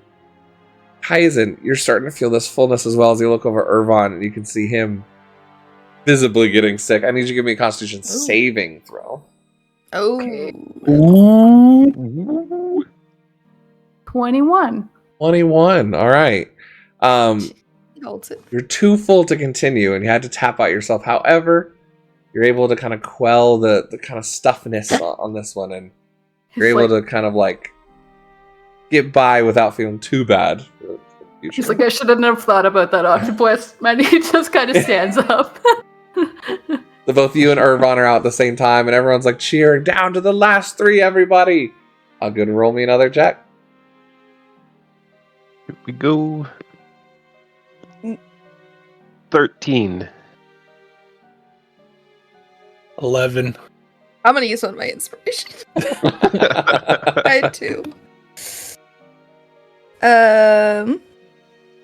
It's still not great. It's like 12. As all 3 of you feel like you're finding the last bits of room that you have. Thank you, Greg. All of a sudden, everyone's just trying to dig down as deep as you can. I need all 3 of you to give me Constitution saving throws. See who goes down first to win. All right. That's It's me. Thank you, I got it. Greg. It's me. I got a 6. 17. 21. 21. Thanks to Greg. You guys all look at each other. What'd you get, a 6? Yeah. Excuse me. You lose it on the other side of the stage. You now feel queasy. We don't need to describe it. I'm not We don't describing need to anything. You're describe good. That's all I'm saying. But you are now poisoned for 1 hour and you feel queasy as you're food poisoned from this. All of us are? Nope, just Cordelia Oh. as she failed her saving Okay. throw. But Zelius, you This think shit. you're like holding on to the last bit as you just see, you look over and Bibble's already kind of hands up in the air, showing like that there's no meat left. You both are full beyond anything more you can do, but everyone cheers as the turtle, being everyone's kind of fan favorite in the nearby, seems to have won. As she walks up to present to you a medal of the meat pie. You all get this, or not you all, but Bibble. You are offered a small medallion coin, kind of in the shape of a meat pie. You gain 2d4 plus 2 temporary hit points when you use an action to press this metal to your mouth. Once it's been properly used, can't be used again, and the metal becomes non-magical. While you do touch it, though, it is slightly warm to the touch, as if it's fresh from an oven and smells faintly of a baked pie crust. Well done, Bibble. Oh, I told you, more slow and steady.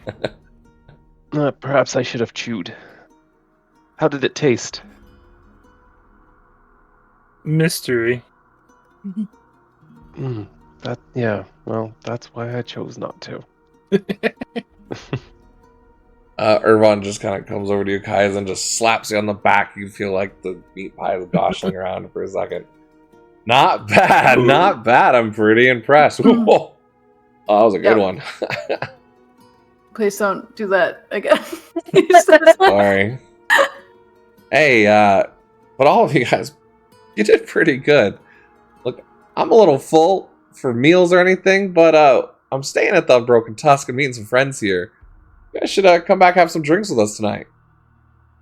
Pretty good showing. I think he kind of burped up himself. We are going to get some rest at some point. And partying. It's the festival of the heroic merits. You know, because both words are supposed to be there. Cordelia looks like she wants to throw up again. Oh, poor thing. Just you'll walk it off. You'll be fine. If you're buying, we'll be there. Of course I'm buying. Or at least I'll charm someone into it. How's that? Oh no. Sounds good to me. Which, by the way, I'm kind of interested. What are y'all's skill sets here? You seem like you've somewhat of an established group. Yeah, like Ridley glances at the rest of them. Yeah, Zella and Kai make eye contact, and he just kind of goes, perhaps you'll find out over the course of the festival. Mystery man. All right. And are you going to be any more open-doored booked than our friend Zellius here? Cordelia creates a bunch of water to clean herself up. Druid. All right. Well, clerics also have that spell, Michael. That's fair. Well, Armin doesn't know that. Some sort of spellcaster, I see. I feel like it's pretty obvious what I can do. He says that he's just like flexing his muscle. Impressive. And is that a gun I see? Yeah. Pretty impressive. Not bad. I'm a bit of a dexterous shot myself, but kind of takes from his belt a dagger and kind of starts twirling it. But I like to think I'm a master of daggers, and he flips it up into the air. I need all of you guys to give me a... I'm just going to say performance Okay. check. Okay. Or insight. I think I insight say- will be better. Insight will be better. Can I say I don't follow the dagger because I'm worried my eyes are gonna make me sick again? Yeah, I'm you just can- looking at him like. Still give me a 12. perception check then, if you're doing that. 12 for me as well. 12, 17. 17. 25. 25. All right. As he flicks the dagger up into the air, Bibble and Cordelia, you can see that he does a flick of his wrist and a bit of a invisible motion, and one of the coin purses off Kaizen starts to float over to him, and he holds it in his hand, and he catches it. And he goes, I grab the and bag as it's floating. He's kind of already taken it out of, like, he's very fast with his hands. He's already kind of snapped it back. But then goes, but I like to think of myself as more of a sleight of hand. And he kind of winks at you, Cordelia, is like kind of seeing that respect that you caught on to it, but he's already handing it back. You would have been I'm at very disadvantage. confused. He got a roll 20, and you would have been at disadvantage anyway to reach out. But Oh, that's fair. yeah, that's the only reason I didn't have you roll for it at the moment. But if you guys ever need my services, always around to help. But yeah, look out for my friends here. There's a interesting drow that I've been trying to keep my eyes out for. You'll see the others, a blue skin, short one. If you see them, let them know I'll be at the Broken Tusk. I'm supposed to meet them here. Will Or do. not. Yeah. Okay. Perfect. Alright, well, see you guys later for drinks, alright? Don't miss it. Yeah. We'll be there. Mhm. He turns and he kind of just skips along for a bit and then starts walking the other way. I don't trust him. How about that guy? Yeah. Is this the first NPC that you guys are already shading? Yeah. Also, whoever's taking notes, or either do it this way, it's up to you guys to decide, either as a group, log down who won what coins, merits, or make sure you have it logged for your own character, because it's one of those, I'm very giving DM. I will tell you guys, if you've never played with me, I do not write down your magic items that you have. If they're not in your inventory, you do not have it. And this is part of it too. If I can try and remember, I will. I am not one to remember things. So just putting that out there. That's one of my flaws. If I tell you something, please remember to write it down somewhere, or I will That's try totally to fair, man. That's our responsibility to know what we Yep. have. Yep. I think that's totally legit. There's a couple times, like especially in the middle of comment, like, do I have that? I'm like, nope. If you don't know you have it, you don't have it. Okay, but I know I have a vorpal sword, so Oh, obviously. Duh. Come on now. obviously. Yeah, I've got a backpack full of staves of power. I don't know. Nice. Rhea has a Vorpal sword. Delia does Rhea not. does have a vorpal sword. All right. All Well, right, well, now that we've been well fed, why don't we find some way to burn this off? It's got to be another contest around here. So there's Maybe- a riddle thing. Yeah, maybe something that lets us digest a little bit first. He's a beard.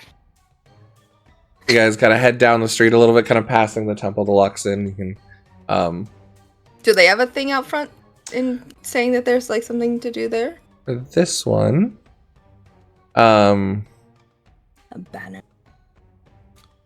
so they don't necessarily have their own banner. You can see the walls of this 3-story temple are crafted from semi-translucent glass that seems to glow with its own faint light. The building, which is shaped like a dodecahedron, which the other two, remembering back for the symbol that's on Irvine, you're like, right, Luxon, that's it. It's dedicated to the Luxon, the first radiance, and the patron deity of the Kryn dynasty.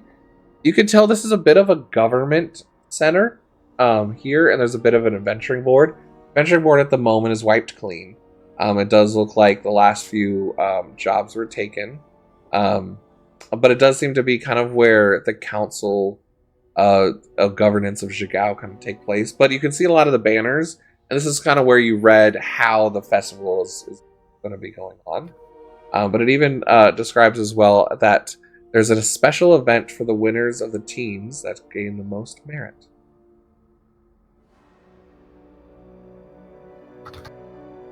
Perfect. So you guys see that heading down. This one's going to be interesting. This is one of those I read through and I was like, deciding if I wanted to tweak it or run by the book. So we'll probably run it by the book, but we'll see how this goes. There's been a few people online that are like, it's half and half. Some like half don't. So yeah, just we'll see how this goes. I trust us. But you go down, you Don't. see the riddles and rhymes. An elderly goblin in blue robes presides over a set of 3 tables. One table holds a wooden box. The second displays a glittering star map of the Exandrian sky. And on the third rests a row of colored bottles. A banner hanging over the setup reads, "Test your wit with me against these riddles 3." You can see this elder goblin priest has created these 3 puzzles, kind of from the Luxon, but a little bit seemingly more friendly and kind of talking a lot and giving out like kind of gifts and candies to the kids and bringing those that want to decide their wit up against the puzzles. The answer, you hear him describing, to answer one riddle only costs 2 silver. And anyone that's able to answer at least 2 of the 3 wins the merit coin. Which you can see here. There's already a drow, kind of with longer hair, kind of already curling on his chin, looking at these riddles. It's this fancy-looking drow that you see on the screen, who's already attempting, it looks like a second table. You can decide to help each other if you wish, but it does have to be one person that answers 2 of them.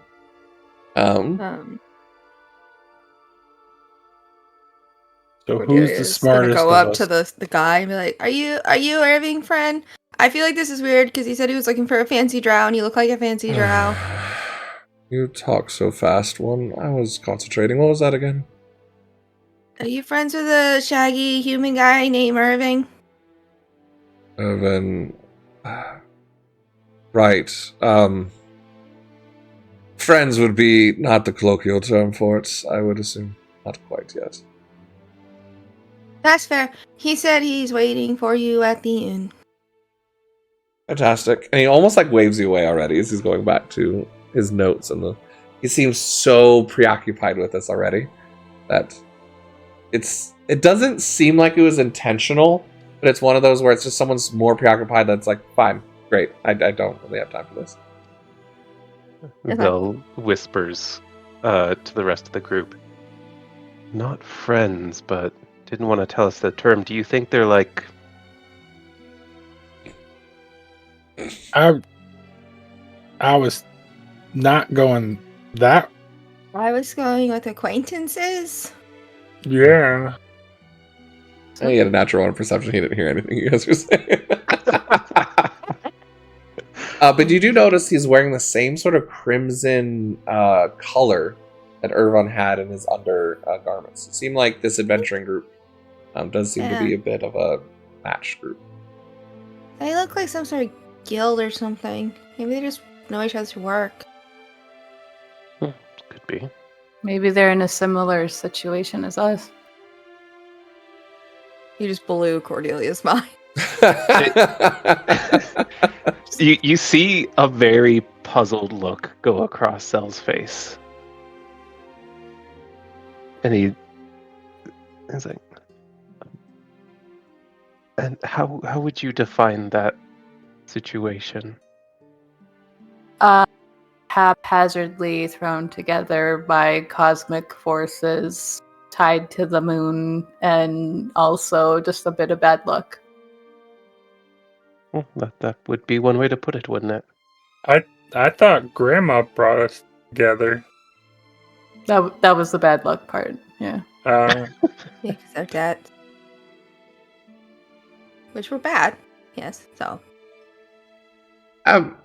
Sorry, you guys are standing in the line. Are you going to participate in the riddles, or? I'm sorry, we got caught up in thought. Yes, we'd like to participate. That's all right. Are you all participating, or are you going to elect a representative of your group? Puzzles aren't really my thing. What do you guys think? yeah, me either. I do I like to vote exercise my mind, but I think you'll be great at it. We give it my will- best shot. But I'm counting on your support. We will cheer you on. We'll point things out. And counting on Brittany to always have the highest passive perception character in the group.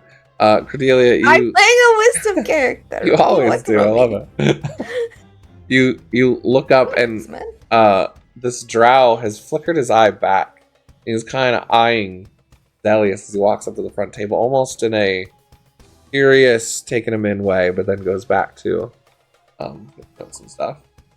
All right, as you step forward, you hear you see a placard. Besides this locked wooden box, you see 4 metal keys. On the placard, written in common, bronze, copper, silver, gold. Ancient ones from tales of old. Match the key to the box's lock. Mistaken choice begets a shock. When you expect it, you see that each key is made of a different metal. 1 bronze, 1 copper, 1 silver, 1 gold. Looking at the box itself, you can see the box reveals that it's a lock shaped like a dragon with a fluted crest. And the edges of the box are decorated with engravings of pearls and shells. You can make these attempts, or if you do want to go for any hints, you can roll into intelligence. Bronze, copper, silver, gold. Yep. Ancient ones from tales of old. Match the key to the box's lock. A mistaken choice begets a shock. Now, I do know a bit of ancient dragon lore. Unfortunately, the 2 most impertinent ones here, I believe, are the ones I always mix up. Copper or bronze, which one is the one that builds its lair in the sea? Would I know, DM? You'd like to make an Arcana or History check? Oh,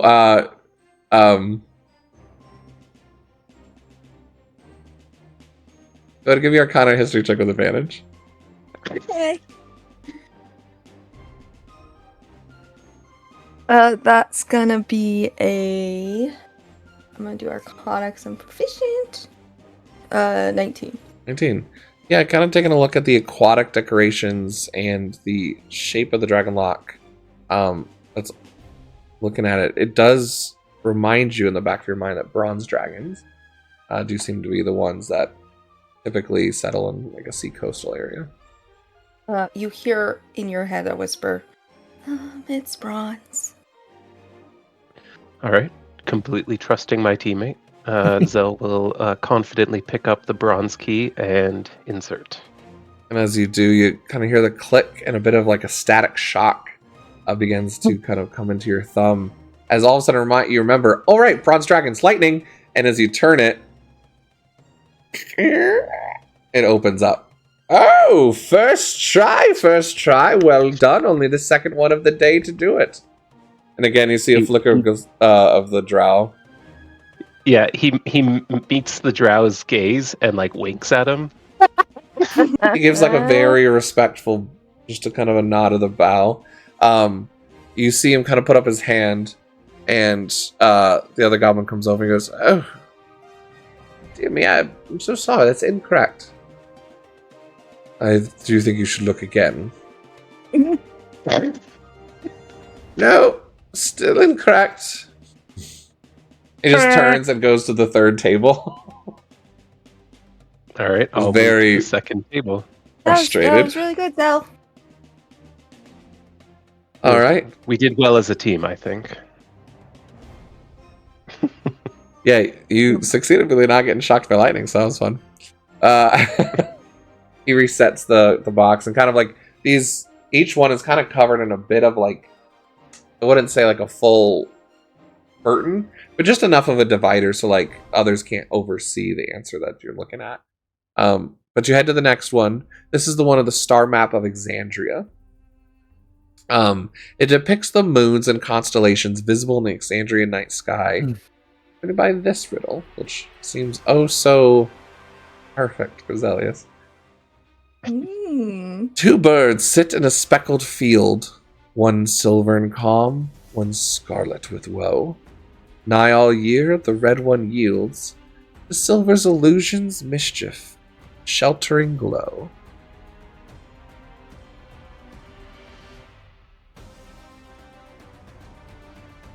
That the whole riddle? Yep. 2 birds sit in a speckled field, one silver and calm, one scarlet with woe. Nigh all year the red one yields to silver illusions, mischief, and sheltering glow.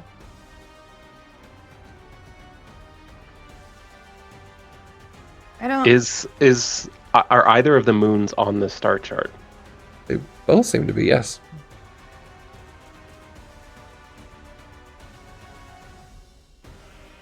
I don't understand the question. Is it as Is there a simple as question? pointing them out? Like, yeah, it.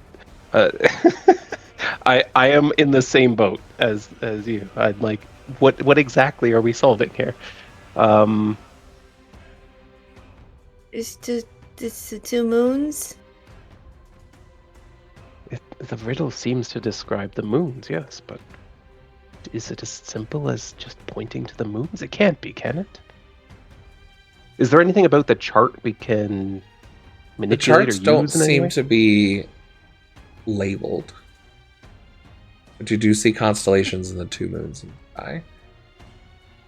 Oh, Oh, you gotta label the moons? Is that it? This is a weird What? riddle. I think you guys are overthinking it. I mean, I feel like that's probably the case, yeah, but it feels too simple. I know. That's Just- I'm going to point out the moons, or there's nothing to label them with or anything like that, right? right. Now the goblin comes forward. Oh, two birds perched. You know their names? Of course I do. I was born under their most important cosmic event. Oh. And he points to the symbol on his forehead where his third eye would be. You see the goblin's a little unnerved by this. Oh, whoa. I'm happy for you. I still need the names. Solve the riddle. I'm drawing a blank on the second Katha? moon again, but sorry? Katha. Katha and Ruidus, of course. Very, very good. Good job. Well, here's your coin. Did you want to try for the third one? Just for sake. No one's gotten all three. Yes. I think it would be fitting to try to conquer all three. He quickly hands you the coin. As you get a Medal of Will. Go to this one. You can press this medal to your temple as an action. Doing so gives you advantage on intelligence checks, intelligence saving throws for 1 hour. Once this property has been used, it can't be used again, and the magic becomes, or the medal becomes non-magical. That's pretty damn cool.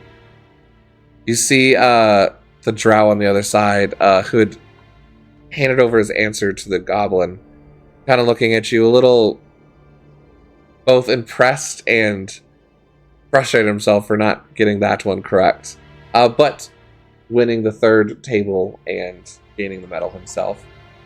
Just kind of stands back and crosses his arms as the puzzles reset and just puts his hand out as you said you wanted to try the third one. Seems like he's going to be waiting to watch. He's feeling emboldened even more by 2 victories and Very good. struts up to the third table. This is the one that's a little interesting without, I think, a visual. But knowing you guys and the fictions that you guys are into, I trust in you on this one. Okay. I'm concerned Weird way to by put that statement, sir. I'll explain in a second. I didn't want to give it away. On this table is a row of 7 small bottles filled with colored liquids. The following riddle in common. 2 of us are brewed from blight, and always sat to purple's right. 3 are juice, 1 burns like flame, and no 2 colors taste the same. Even flasks hold naught but pain, and shade of sky will leave a stain. Though tasty are those at each end, neither is the winner's friend. A puzzle for the keen and wise. Drink the light to claim your prize. Can you share that? Sure. It's a lot. Yeah. It is That a was lot. a long one. That was a long one. Yeah. This is definitely one that's like I personally feel like needs a visual. But Yeah, what are the colors, by the way? I'm gonna get to that here in 1 second. Boop-a-doop. It's the colors of the rainbow. I was about to give you guys. That's what I was thinking too, yeah. Just put in Roy G. Biv order like we were always taught in school. About to give you guys the answer on that one. Oof. All right, let me throw this into the chat here. All another deep. There you go. So, I'll read it one more time while you guys are kind of digesting it. 2 of us are brewed from blight, and always sat to purple's right. 3 are juice, 1 burns like flame, and no 2 colors taste the same. Even flask hold naught but pain, and shade of sky will leave a stain. Though tastier are those at each end, neither is the winner's friend. A puzzle for the keen and wise, drink the light to claim your prize. You have number 1, they're numbered left to right, is a purple bottle. The second one's a green bottle. Third one is a sky blue. 4 is a white bottle. Bottle 5 is a purple bottle. Bottle 6 is a green bottle. And bottle 7 is a red bottle. Okay. Again, you can definitely use intelligence checks if you wish. Or you can just try them. I think my Fates United crew just blundered through this and just started drinking stuff.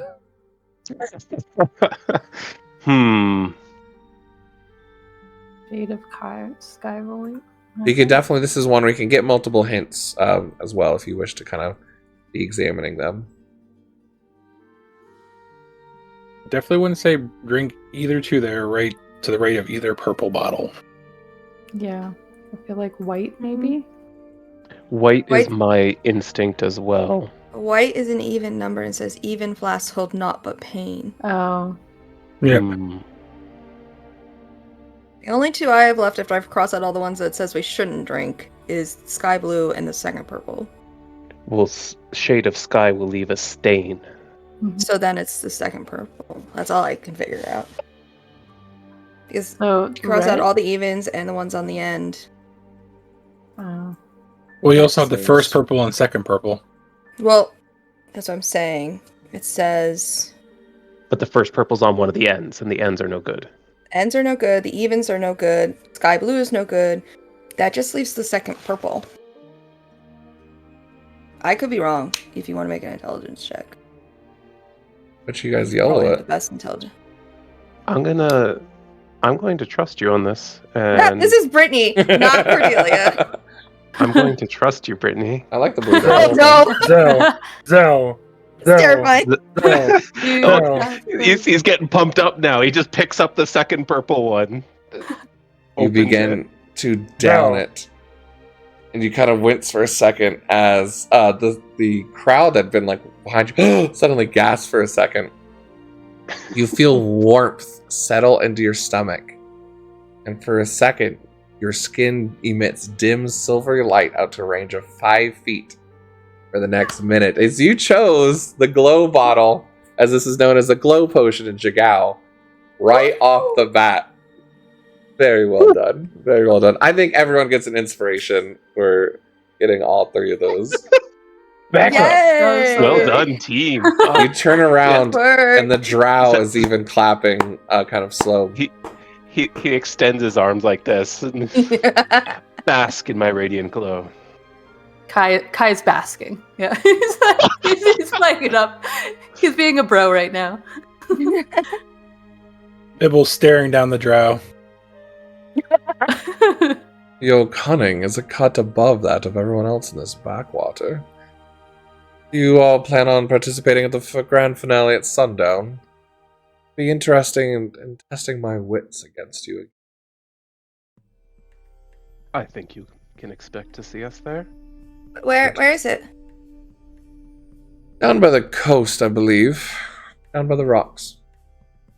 Insight check. Good. I'm worried he's sending us to the wrong place because he's a bully or something. He's probably not. 23. 23.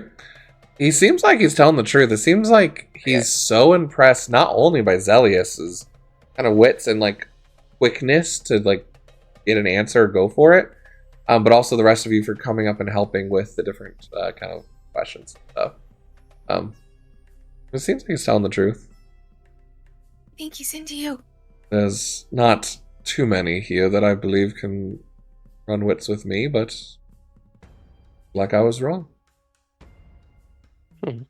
Perhaps you'll get a second opportunity once we're done with the festival. Good. Gelsariad is my name. Pleasure to meet you all. Feel sorry. Gelsariad. Can you spell that for one? Galsariad. Gelsariad.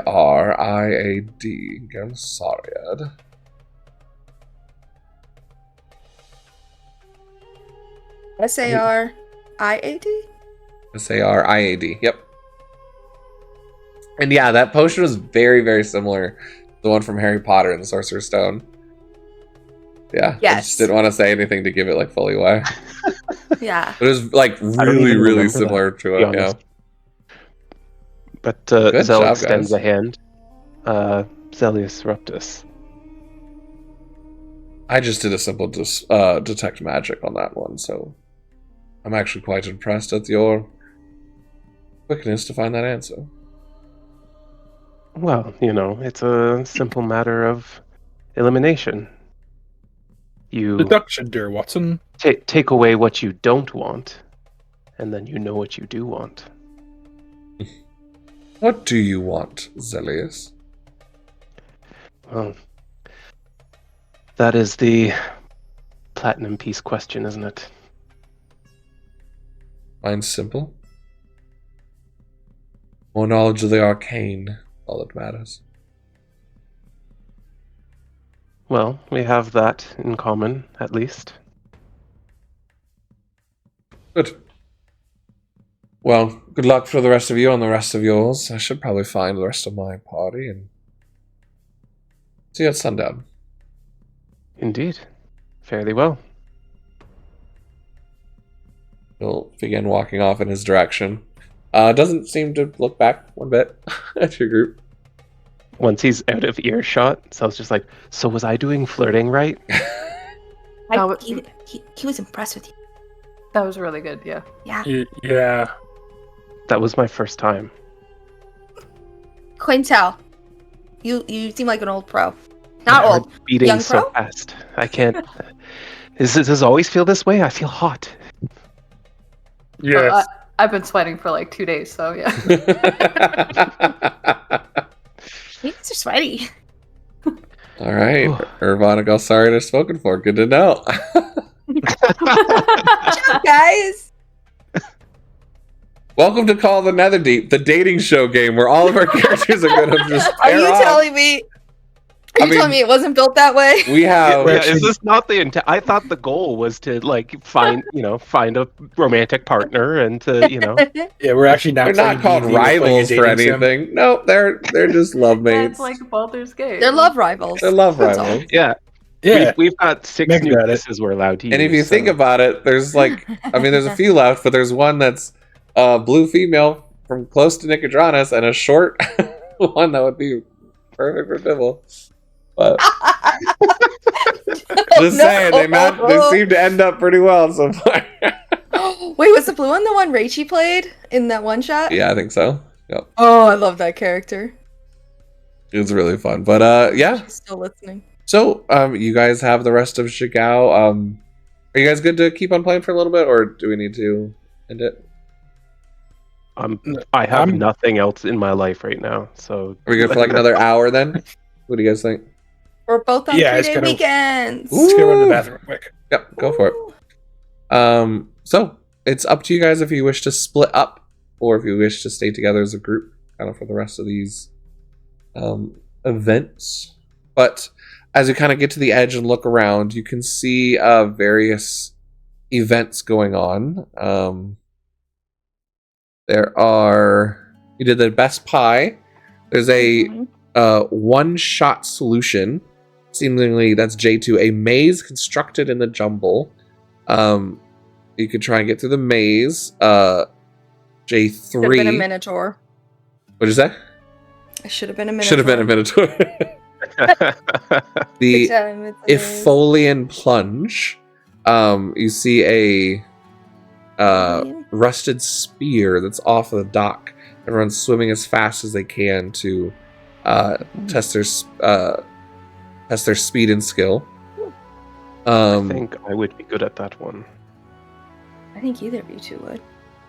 J4, which is Call to Arms. You can see there's an Aurora Watch soldier stationed to challenge everyone to beat her in an arm wrestling challenge. The rumor around that she still remains Tyrant. undefeated. Ooh. Could go to there. J5 is the Wet Walks Paddywhack. Members of Gaktush and Ugru goblin clans time their rice paddy harvest to coincide with the Festival of Merit every year. This turns a mundane event of harvesting into a spirited competition. As well as... If to harvest things? Yep. Okay. Yeah. J6 is herding the Horizonbacks. Year's brood of young Horizonback tortoises must be relocated from the Wet Walks into the jumble. And then you guys did do riddles and rhymes. So you have 2 through 6 left at the moment. I'm also interested in the herding. I was like, can I turn myself into a turtle yet? This is the question. Not a Horizonback tortoise, but maybe a regular tortoise. Do we have I don't any think I can. indication of what the grand finale is? Like, Yeah, there's a lot of whispered rumors of what it is, but it does seem that the groups with the most medals at the end of the evening will seem to go off as some sort of competition to rival each other to be crowned as the adventuring party of like the winner, basically winners of the festival. right? Does it sound like it might be combat? There's a lot of rumors. We hear a little bit of everything.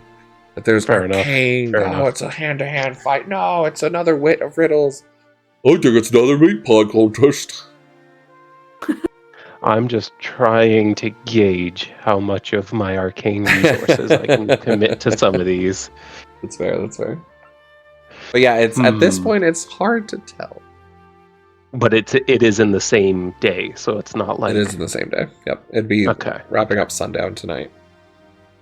But you guys, you do have time if you wish to kind of go around together to watch, each other's, or if you do want to split up. It's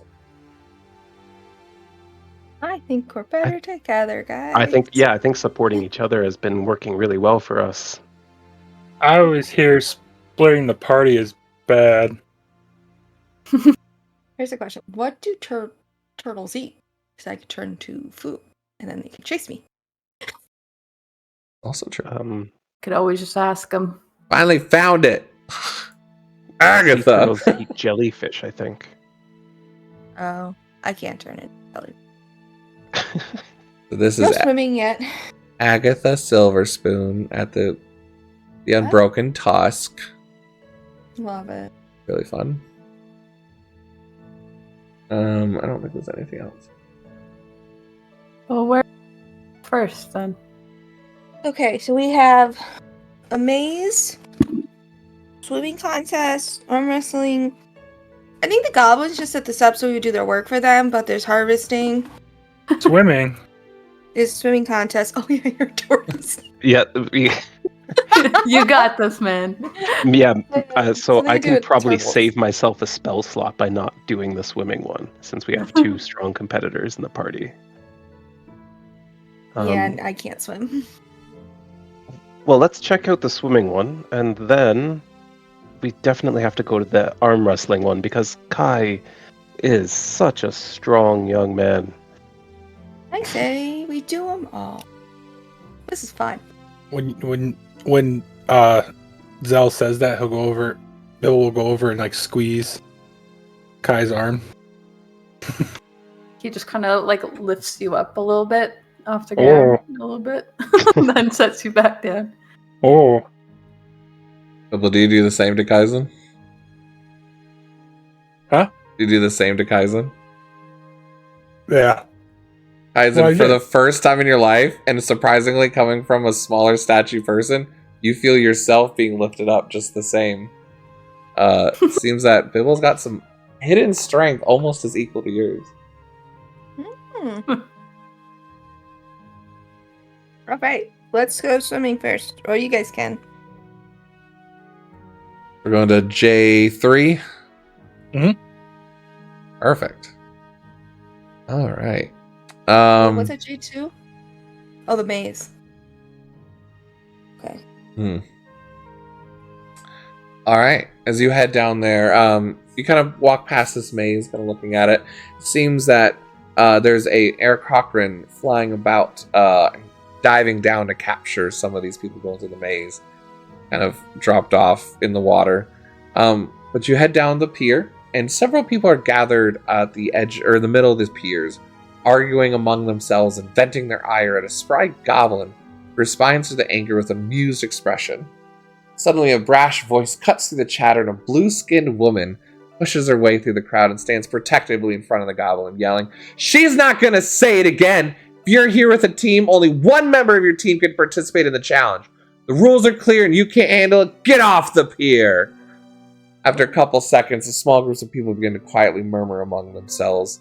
And you can see a few fellow people as a what am I blanking? Water genasi, a blue-skinned water genasi, and a smaller and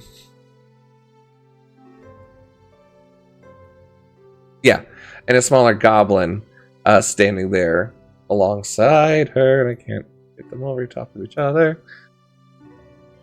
We're gonna move this. There we go. Thanks, Ayo. Sorry about that. I didn't really mean to get you in trouble there or anything. Well, I'm just gonna stand back here. Yeah, well, don't let them bully you, okay? We have all right to be here just as much as they do. And as you guys walk up, the goblin standing in kind of in front, refereeing and breaking them apart. All right, come on. We're about to get started on their next break. You all get the lot out of here. Only new competitors are good to stay on the docks.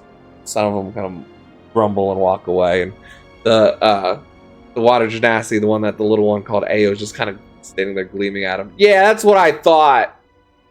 Kind of sees you coming up, and she just kind of nods in like this aggressive, like, sup way.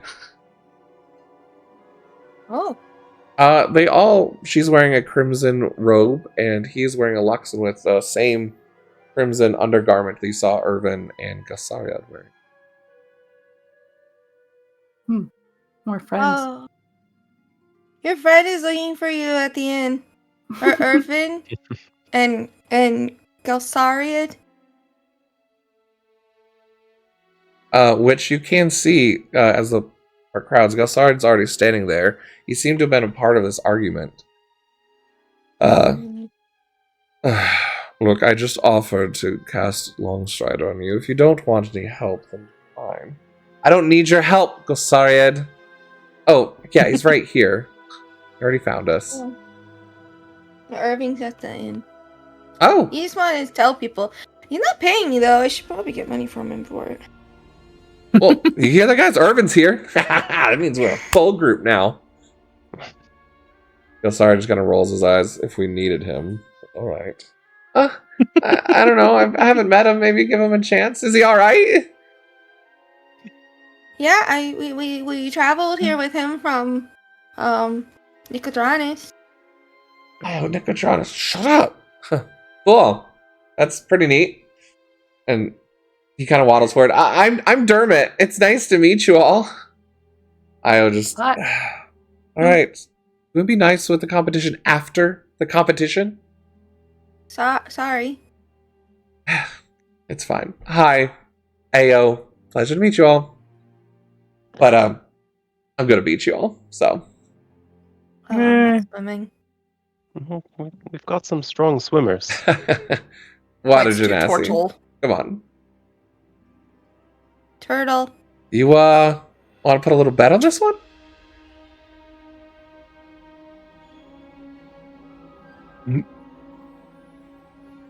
No? Yes? What kind of bet are we talking here? I don't know. What do you want? Like bragging rights? Gold?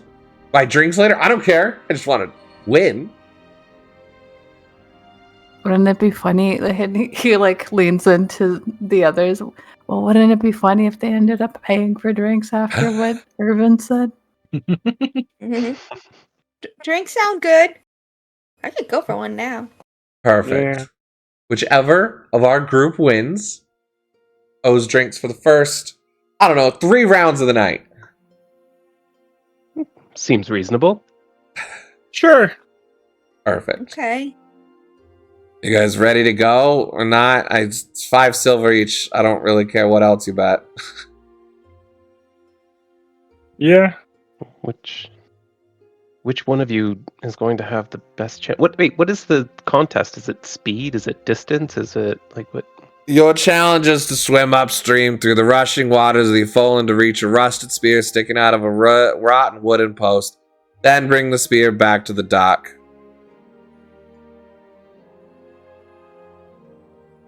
And it's only Okay. 1 through party if you did not hear what the argument was saying before. So apparently you guys are all in a party, so is they. They're only bringing 1 person, so are you. Oh, okay. I think Bibble's our best shot. All right then, Bibble. You've got this. You got a swim speed on him? Good luck, good luck, Bibble. Ayo was like, hey, you're supposed to give good luck to me, huh? Good luck, Ayo. No, sorry, just kind of, he's already like walking off the dock. He's like, this is pointless and stupid. But you see Ayo, a male orc, a female human, another male goblin, all getting ready to race. Bibble, you said you're gonna join up? Yeah. All right. I'll slowly clamber up next to everybody and So do a little. you are guessing, based on kind of this, that everyone's probably going to be going as fast as they can, probably dashing each round to try and get to the sphere as quick as they can. On something like this, you'll do any contestant that moves more than 30 feet on a turn must make a athletics check at the end of their turn to see what happens. The distance from the pier to the spear is about 75 feet. Oh, That's not that bad. that's not too bad. All right. Couple rounds. Kind of goes, are you ready? Get set. Go. And I need you to roll initiative. Come on, Bibble. If I can find my pen. You can use inspiration on initiative, right? Yep. Yeah. Okay. That's better. 23. 23, nice.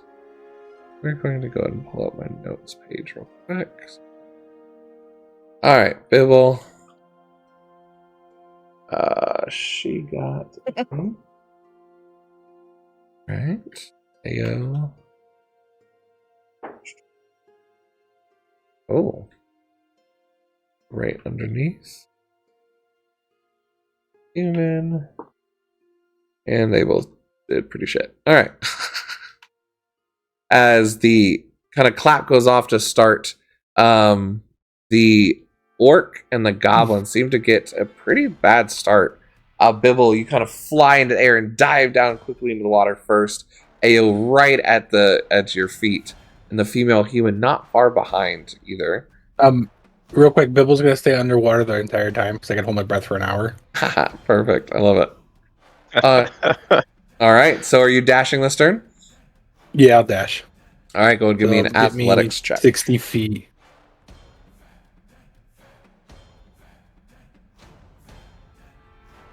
That is 16. Of course, this one doesn't do well. All right, 16. As you're able to push through and keep on going as fast as you can upwards. You see the goblin kind of falling behind, as well as the human, and the orc kind of keeping up. I also need. We'll go to the next round. So we get to the second round.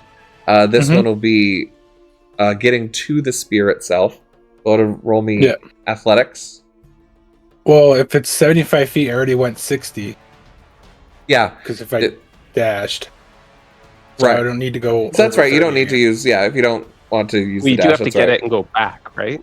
Right, Is it gonna be an action to pull but it is an action to pull. Yep. Oh, I Yeah. see. So, you're just able to get there just before AO.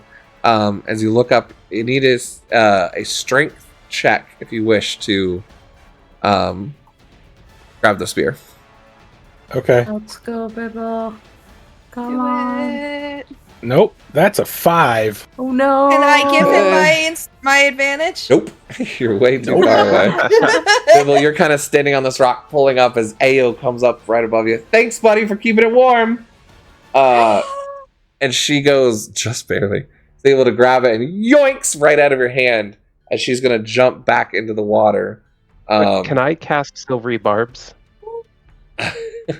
You see the do you have any subtle or anything? I do have subtle spell, yeah. Are you subtle spelling So, this? I will subtle spell it. Okay. Mike's favorite spell. It is my favorite spell. I'm only gonna let it get away with the subtle too. That's right, because they're level 3 too. I keep forgetting about that. As she yoinks it free, something seems to slip and the spear drops out of her hand. Oh! You given You can give the advantage to someone, right? And I'm giving advantage to Bill. actually, so- how far can silvery barbs go? I believe it's 60 Oh, that's a feet. good Shit. question. Oh, I hope it's over 75 feet. I don't think it is. I think it's It's 60. 60 feet. So unfortunately, it's just too far. You don't need to expend the spell slides. You kind of reach out and you're like, dang, it's too far. AO still has the spear and going back. The human And- tries to take it from her and rips it out of her hands. As now it's Can this I- wrestling match for it. Can I sleight of hands and grab it from them? You already used your action, so this will be on Oh, the next okay. turn. Okay. As the goblin and the orc are still in the water, I need a perception check, Bibble.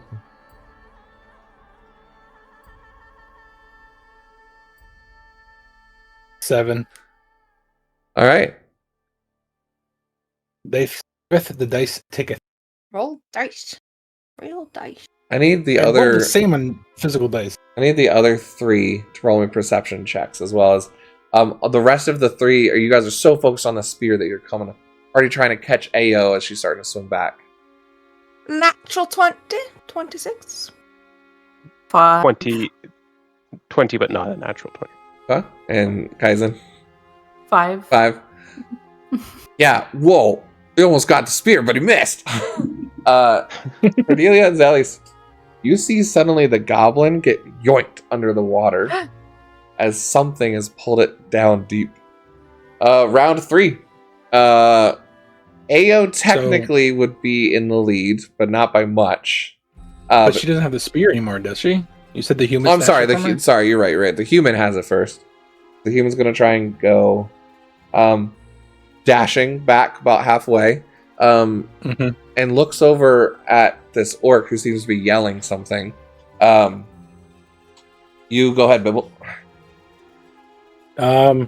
Yeah, I'll. How far away is he now? Is he full 60 or 30 or? You'd be the full 60. You would? Okay. But if you're within Yeah, 5 I'll feet, have you to- can wrestle. You can try and wrestle it from them. Okay.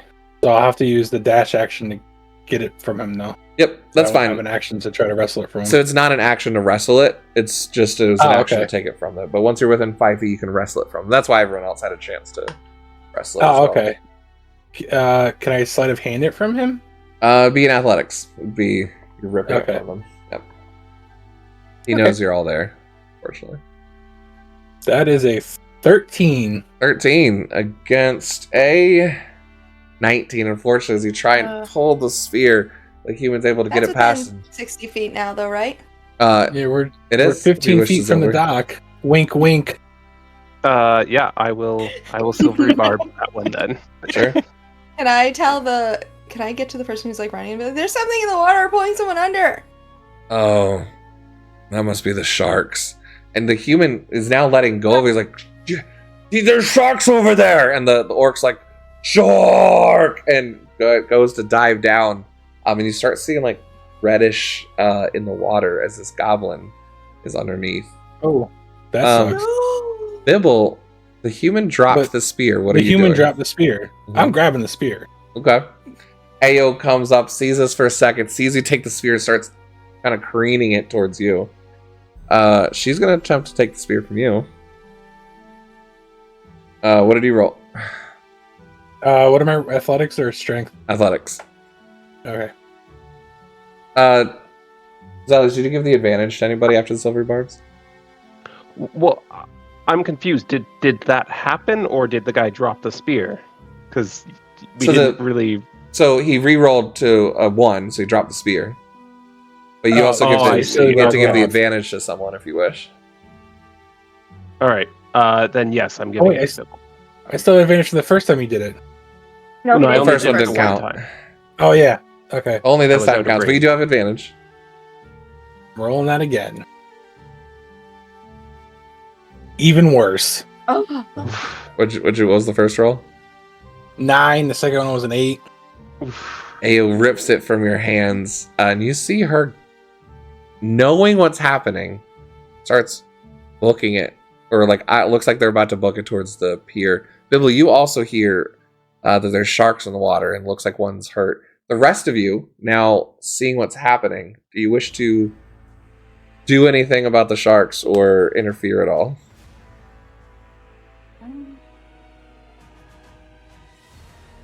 Or are you guys just kind of watching what's happening? I don't remember what I can do.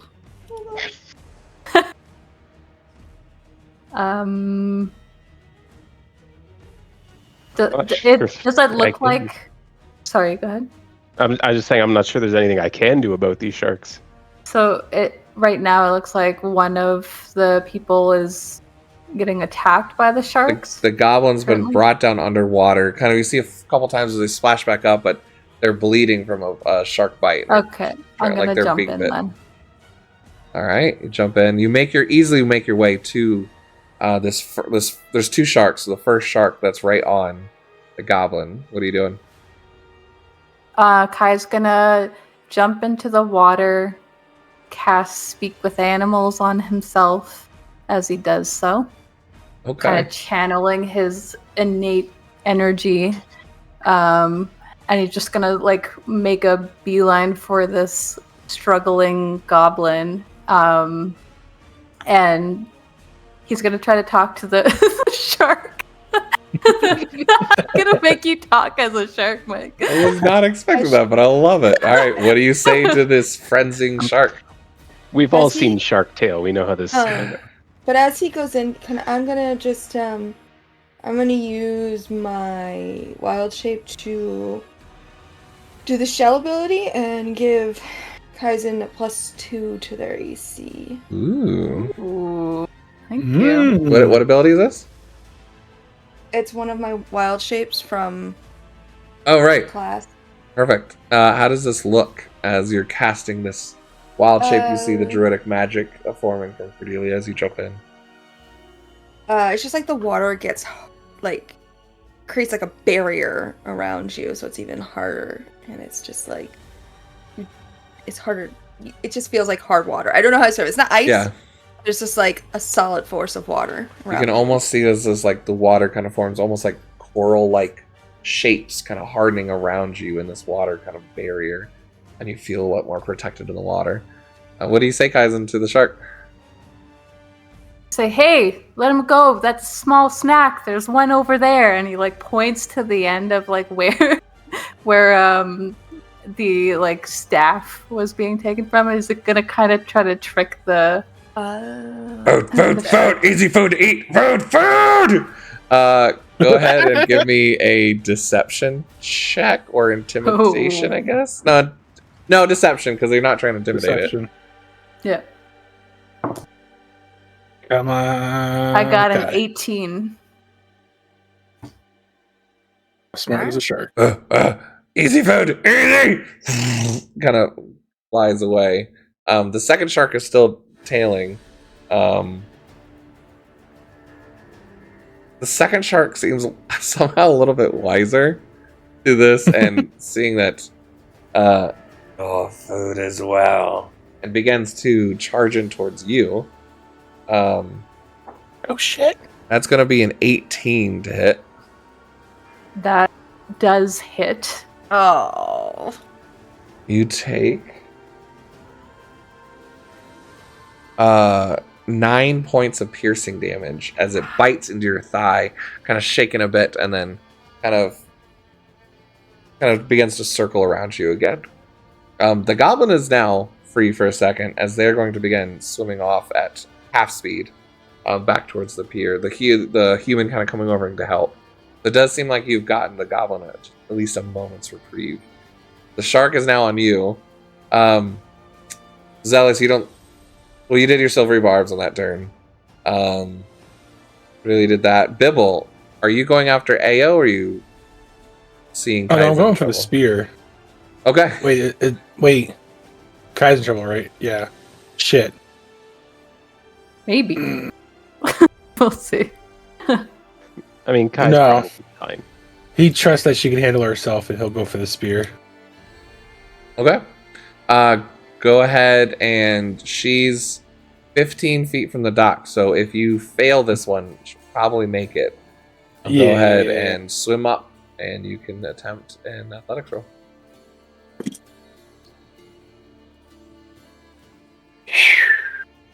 Wow, wow, wow. I want to say so many bad words right now. What'd you roll? 9. She kind of looks at you, kicks you away before you can even get close to the spear, and begins to swim, clambering up to the dock. But then turns... wait. Go ahead. Can I use my action search to try again? It Yeah, says I'll give it to you. Take one additional Sure. action on your turn. Yeah.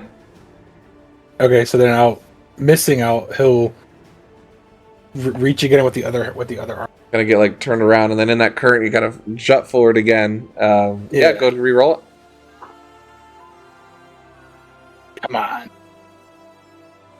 No, that was a 1. No! Oh man. Oh, buddy. Damn. Is it a natural 1? Yeah, it was a natural 1. I got excited because I thought the symbol was the 20 side. Ao kicks you again, this time with her foot, and it grabs you right in the middle of the snout, and all of a sudden you just see blood starting to flow out a little bit. Kaizen, that second shark that was dipping away, I smell blood! And turns around and starts beelining it towards Bibble. Oh god. Ao is now getting out of the water. The human and the goblin are gonna keep pushing them out. Ao then turns around, and you see her just kind of tosses the spear to the goblin, says, "Okay, I won!" And then, without even looking, or without even caring about the spear, she looks back, and she grabs her harpoon that was,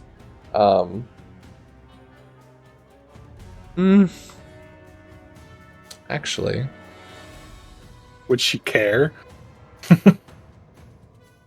she would... What range is this? How far away are the sharks? So the Kaizen and the shark's only about 15 feet away. The other one is beelining in, and it takes about 45, 40, 30, and then you're seeing Ao wait, and then she casts a spell outwards, and you see a bit of the same little bit of druidic nature cast from her hands, and she begins to speak. And Kaizen, you can understand this as well. And she goes, "You mean them no harm, and not your food today." As she'll cast Animal Friendship on them. It's a good one.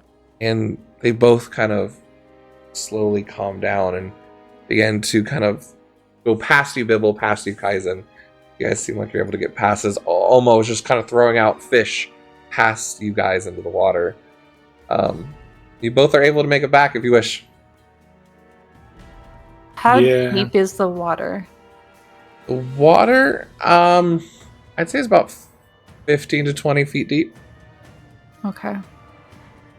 I Like think, fly. like, for a moment, he sees that he's safe, but he's like struggling with the fact that he just got bit, and he's seeing that like Bibble was also getting in trouble over there, and you can just see like this flicker of red hue in his eyes, but then he takes a few deep breaths and then just like, okay, we're fine. Bibble, let's go! And he just starts swimming towards the docks. As you're swimming towards, you hear, you can do this, you'll be okay! As Dermot's religious symbol begins to glare, and you feel yourself healing for 7 points of healing as Dermot casts a healing word on you. Aw, the little guy. Hurry, get out of the water! So did someone die? Nope, the goblin got bit, but he's okay. Oh, okay. Dermot's kind of going over and cure wounding his thighs and stuff. Save my spell slots. Luckily, people are fine. You guys both getting out of the water? Yeah. Yeah. Alright, there's a Well, Sorry, guys. There's no. a big group around you guys, all just like, oh my gosh, what was happening? That was crazy. Yeah, those water's pretty dangerous around here. That kind of stuff. But Ao, that was something. You guys all right? Yeah. Yeah. So. Sorry about that, little one. I didn't mean to kick you that hard. She kind of kicks up the spear and then catches it with her hand. It's fine. Heat of the moment. But hey, she kind of goes down and slaps her arm. Appreciate the competition, though. You know, all about winning, right? Yeah. Dermot. I mean, almost, but alright, you did good, Ao. You kind of see him look a little like, not quite agreeing with her statement there. Oh, well, I think this deserves me a medal. Here you go. And he hands Ao the medal. Sorry a lot. That's all for you guys, and probably not going to be doing any more races today due to sharks. Sorry. That's okay. Understood. Totally fair. Well, all's fair in racing and war. You guys do for those drinks then, right? I think we'll be at the, sorry, said the a Broken Tusk. Mm-hmm. You guys there? He kind of like You will be there. winks to you guys. Hey, yo, sorry about that. Really likes to wink. There's a lot of winking going on. It's a very winky campaign. Wink. So unfortunately, you guys did not win the Medal of the Conch on that one. But Well, Lunch. the Conch. That'd be cool. We Cool. need a win now, so let's go to the arm wrestler. That's a lot of pressure. They said that they said that the person there is undefeated. You've got this. I'm Do certain of you it. want to do the maze first? It's right here. The end of the dock. I'm less confident about mazes. You just have fun inside. Too bad. Is Less that- pressure. Just relaxing for a little bit. I suppose.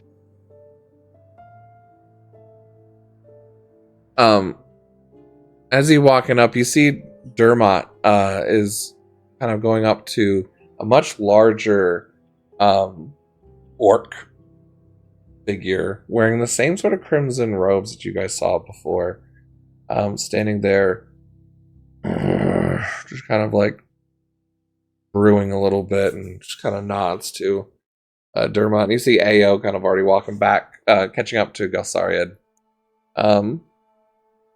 But as you're walking up, you just hear, yeah, I already figured out how to get through, but I'm too big. Oh, it's okay, Maggie. Maybe it's just not the one for you. Alright. I hate being big sometimes. Just begins to walk off. You guys wish to do anything at the maze, or you're just kind of bypassing it? How big is he compared to like the taller people in the party. Maggie, the one that Dermot was talking to. Yeah. The one Which is complaining about being too big. which is really funny. Yeah, Dermot's like Bibble size, and Maggie's like a good 4 or 5 feet above you, like an ogre. Oh. It's large. Oh. I mean, yeah, we might as well try the maze, right? We're trying to get as many as possible. As many wins Yeah. as possible. Yeah, That's may as true. well, I suppose.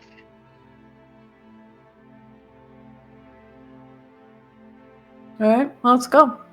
Guys checking that one. As you begin to walk in towards the maze, you can hear, "Oh, come on, Dermot. Just if you follow my instructions, you'll win."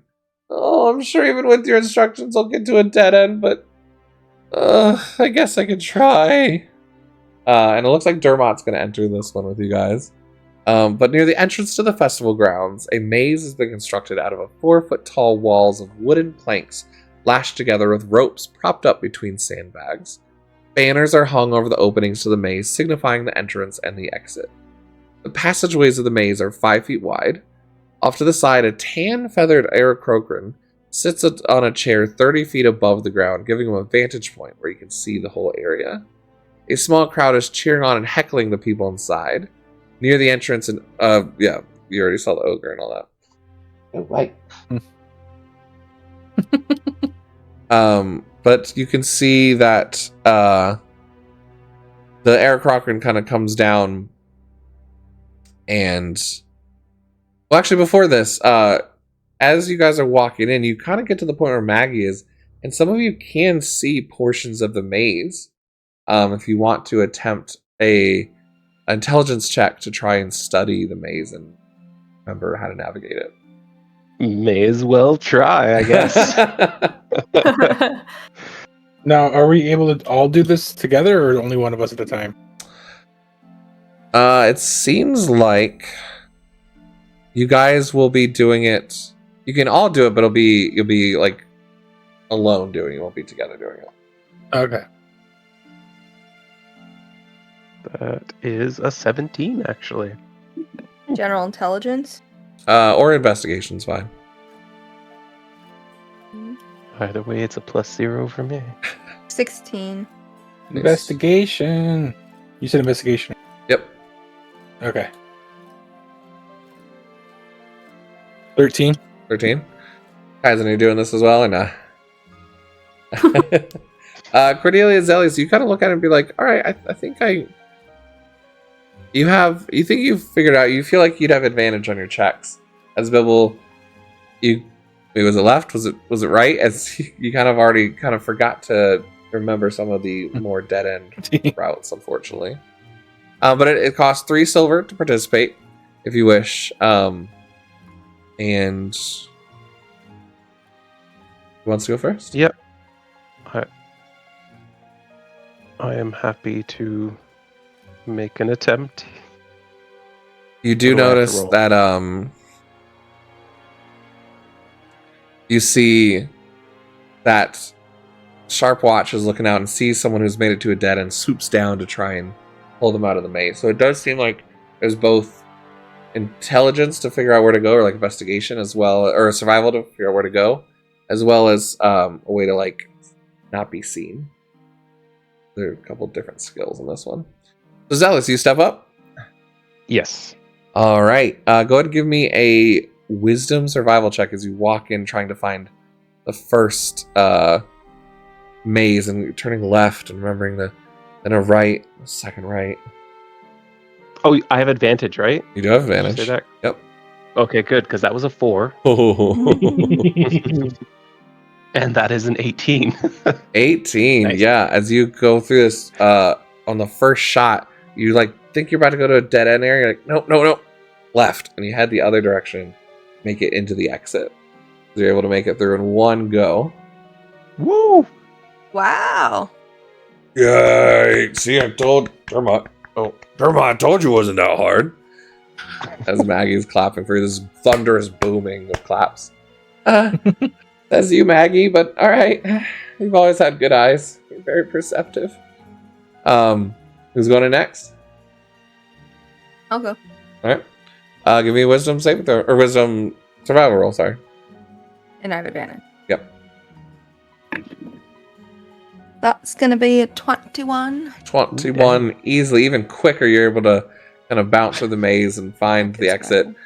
Zelly's already do. You're probably tracking his footsteps anyway, right? Bit of both. Oh, already? Wow, that was very fast. I'm really good at getting out of places quick. Dermot goes inside this time, and you just hear, "Oh, not that way." You got a grumbling from Maggie, and he's gonna try and backtrack. As you just see, the Eric Cochran grab him from his shield and just goes up and dunks him in the river that's kind of like nearby. Are the sharks? No, not Yeah, where not the sharks the are. not the water. There's like a little river coming in. That seems to be Okay. Bye, Dermot. But he's like, "Oh, I hate when my metal gets wet." What's like getting up? All right, Bibble, you're last to go. It'll be a straight survival check. I think Kai's gonna give it a shot. I don't know how it's gonna go, but we'll see.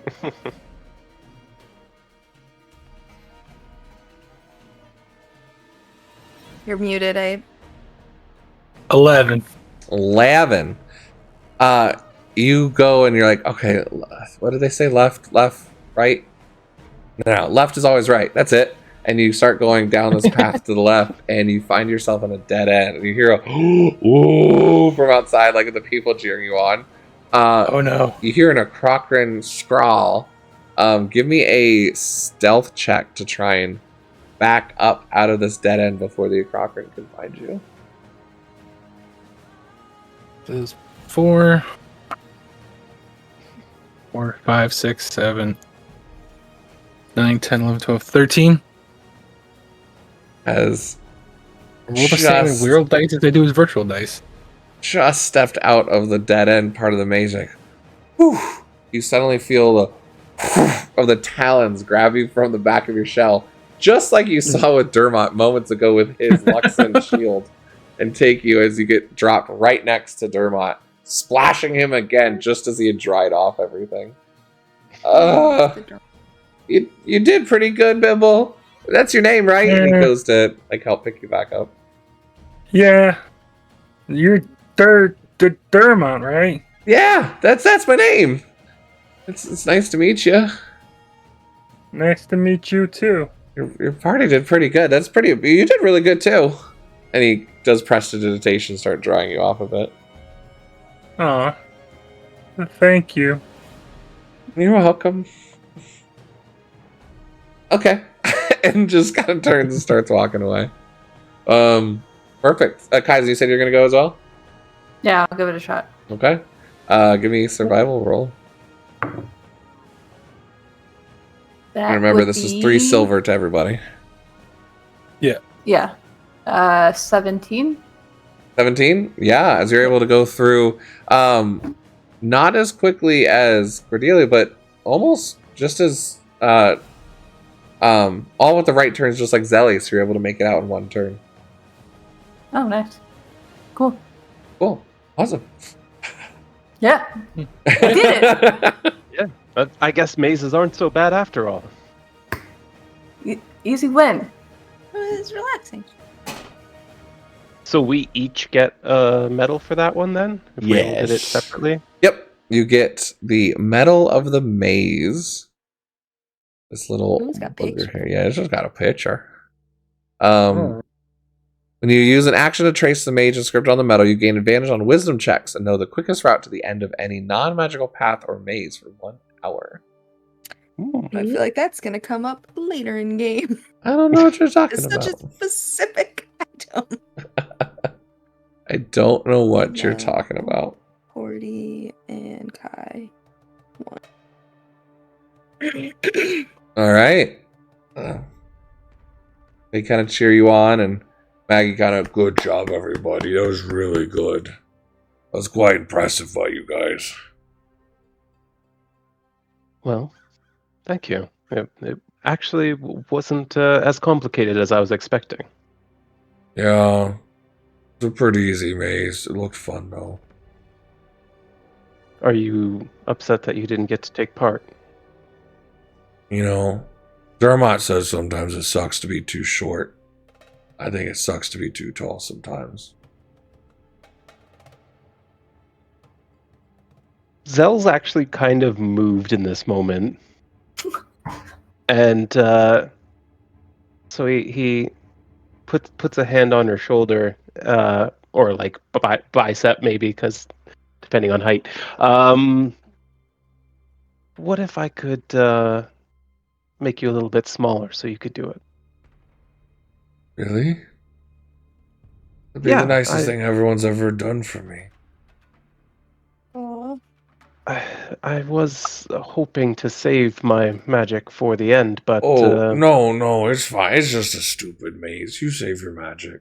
I know I couldn't have no, set it. it wouldn't be right to exclude you just because of your you don't need size. to do that for little old me. That's You can see, like, now that you're up closer, they're wearing the same sort of crimson leather as the others. There's this really beautifully done hand painted, like, flower on the front of the garb. It's really beautifully done.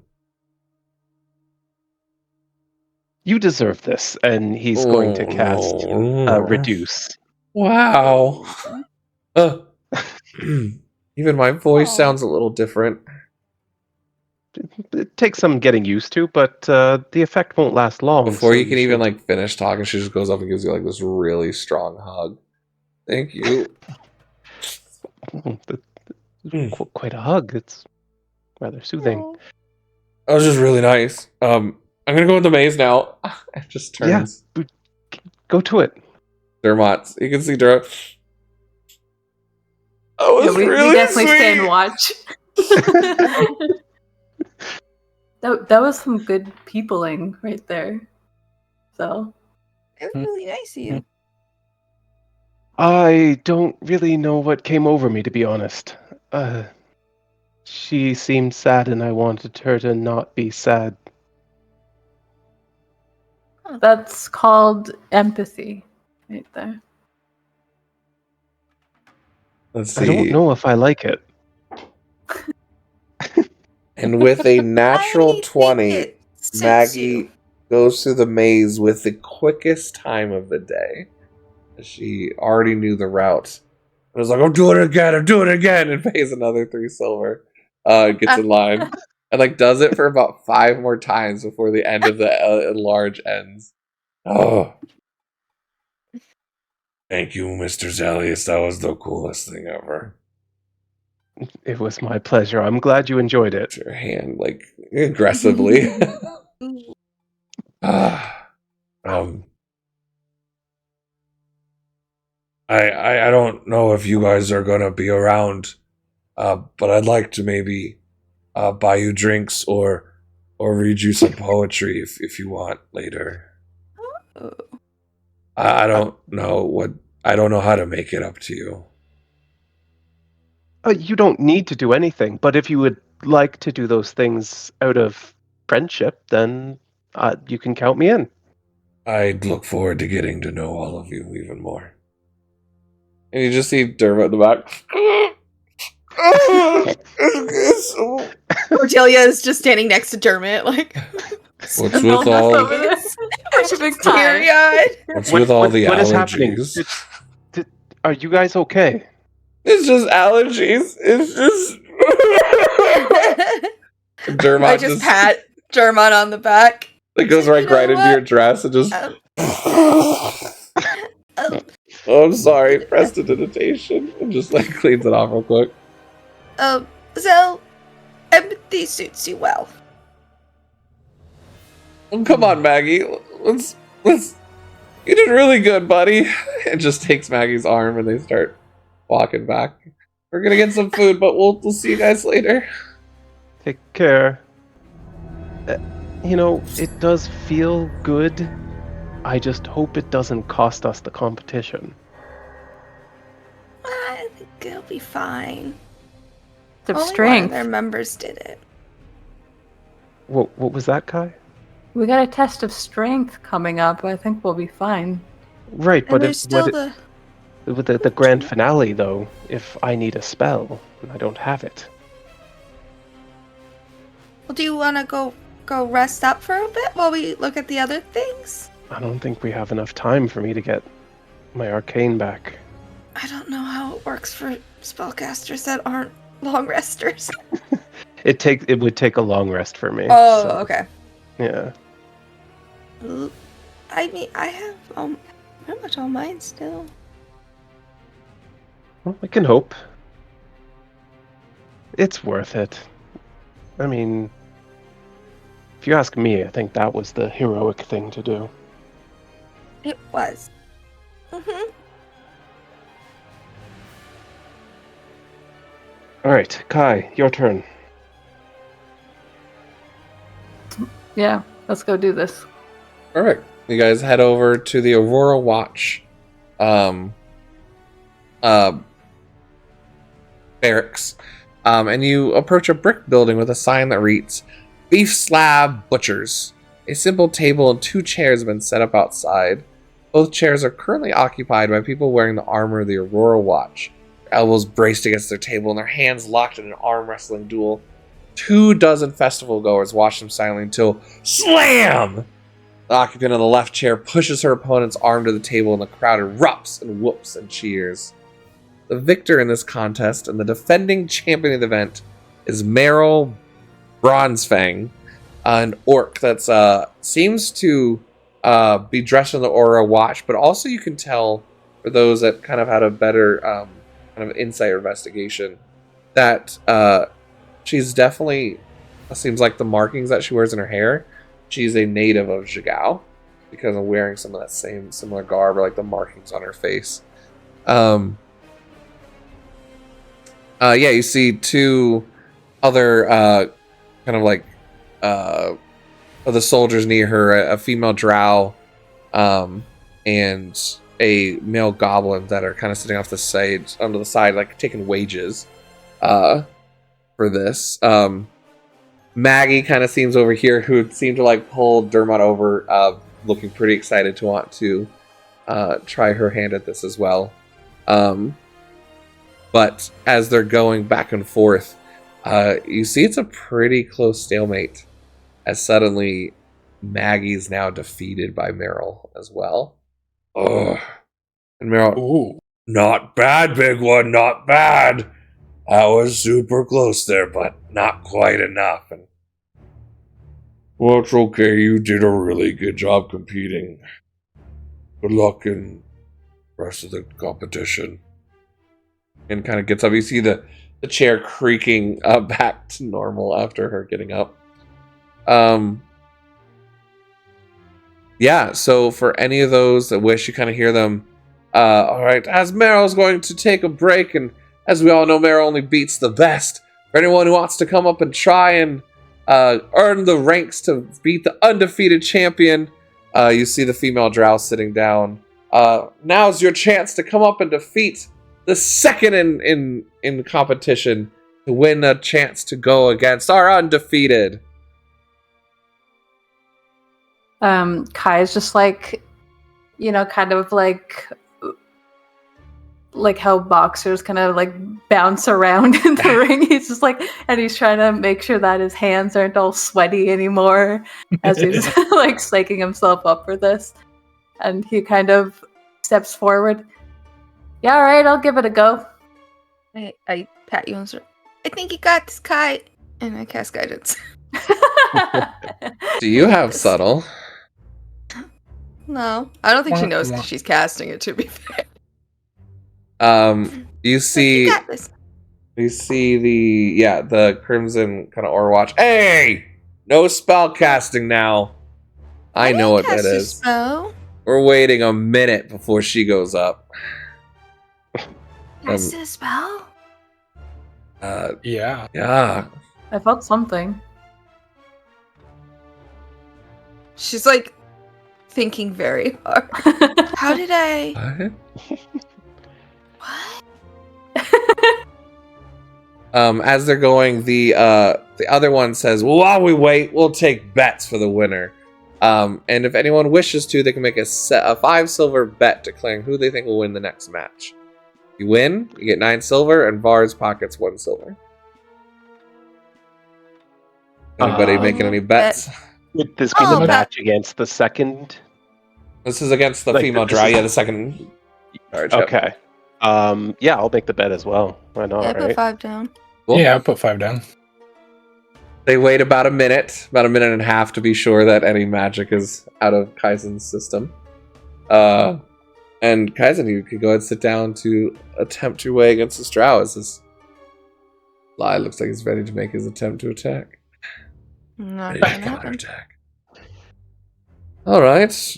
Female drow's kind of slicked back hair, kind of sitting there. So you think you have what it takes? Be sitting here otherwise. She leans in. You do look the part, though. Well, let's hope these muscles aren't for show. Well, let's see. She puts her hand out, kind of bracing it. They kind of fix your elbows a little bit so everyone has a good position. All right. He kind of goes and says, 1, ready, go! Go ahead and give me a strength athletics check. That would be a 19. 19. Oh. Oh, interesting. This is very different than how I'm used to running them. All right. What is your strength score? Athletic score, sorry. Like the bonus? Yep. 6. Jeez. Okay. All right. So, instead of offsetting athletics checks, it's you're beating each other's DC, whether to see if you're still in or not. So, if you have kind of taken the first kind of push, female's drow's arm goes back a bit. As she's kind of holding, slam as you take her down in one motion. Nice. Well done. Kai, That's Kai our has like Kai. yeah, he has like no qualms about like just getting up and being like, "That's how it's done." You see the He's Auroran like on this high. Auroran guard kind of like holding back the female drow for a second. And kind of she like kicks the chair and gets up and see the crowd kind of splitting wild and kind of going crazy. Some like shouting curses because they lost, and some cheering you on because they won. And Vars hands out What's we 9 get 9? 9 silver to everyone who betted for Kaizen. Nice. It's finally Meryl, kind of who's been sitting back. The large orc kind of cracks her neck, comes forward. Now time for the true test. Oh no. I'm scared. Giant arm settles down upon the table. Vars Can we make goes bets for again? more bets. Just 5? Yep. Will do. I'll throw Yeah, down. I'll do another one too. I'm not as confident in this one, but I do have Wow. You got it. inspiration. You got this. You got this, I Kai. don't touch you this time when I say it. Okay. All right. I like to knows the words. Is that what did it? We'll go. I'll I'm- have Maggie go, or Meryl go first. As she begins to just try and push, instantly you're kind of have your guard set as Meryl isn't able to get a budge out of you as you were ready for it. Nice. I'll make a roll. Alrighty. off to a Do good it. You got it. I'm using my inspiration. There it is. That's a 20. A 20 as Meryl's just kind of pushing you, kind of this steady back and forth. You get almost all the way over to beating her. I'll have you roll one more time. She does not get to roll this time. If you beat her on this next roll, you win. Come on, dice gods. Come on, Kaizen. Oh no. What is Not it? my favorite tonight. That's a 9. A 9. As she's just kind of holding on still and pulls you back to middle position again. We'll go ahead and do another roll off. Do it again, Kaizen. Yeah, he's starting to break a sweat now. I don't know. I You're was the strongest close, person but I know, not Kai. close You've got enough. this. That's a 17 for me. This time. 17 as you both are just kind of gripping each other, both not really moving past middle much, so you're able to kind of both regain kind of a little bit of control of your kind of grapple. Go ahead one more time. This makes me anxious. I just whisper next to I'm Zola. Come on, quitting. Kai. You can do this.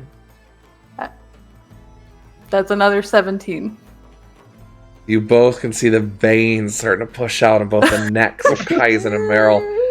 And you hear the crowd, no, it's lasted this long. Oh my gosh, oh my gosh. And you just take, and you start going this way, but all of a sudden a surge of strength comes from Meryl. She begins to push you backwards now. She rolled a natural 20. Oh, But boy. you did succeed on the DC, so I'll allow both of you guys to roll off on this next one, as she now has a Okay, little bit of advantage. Come on, Gotcha. Kaizen! It's the most back and forth ever. Okay, that is really good. That's a 24. Oh, She had the momentum, you feel something pop in her wrist a bit as you Ooh. grab her hand and just, because you beat it by a clear 20 points, whack! Beat her down as her whole hand Yes! comes back down, probably spraining her hand in the moment. And you just hear, ah! Kai, you did it! I'm Guys,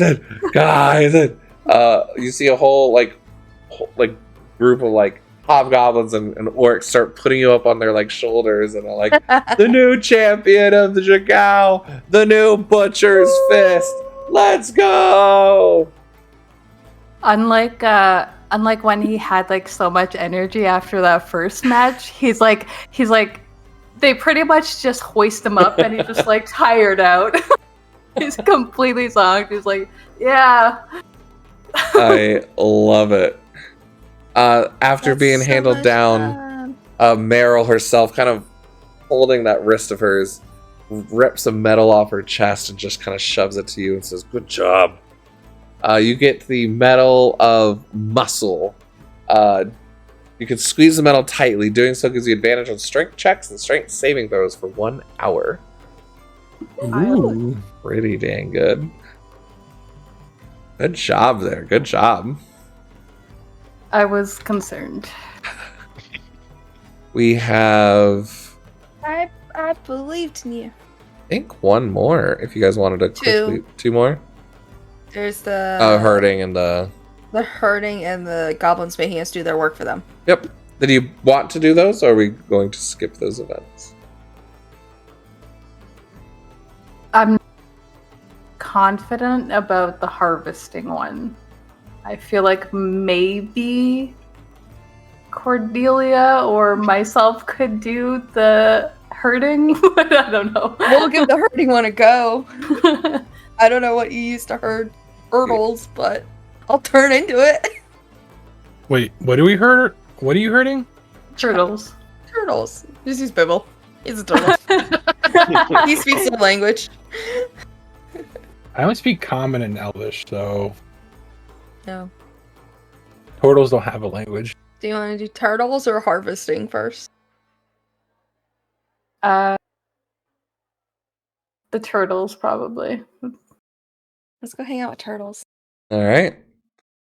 As you guys head up, festival goers are clustered around a paddock full of young horizon-back tortoises that are shuffling around inside the enclosure.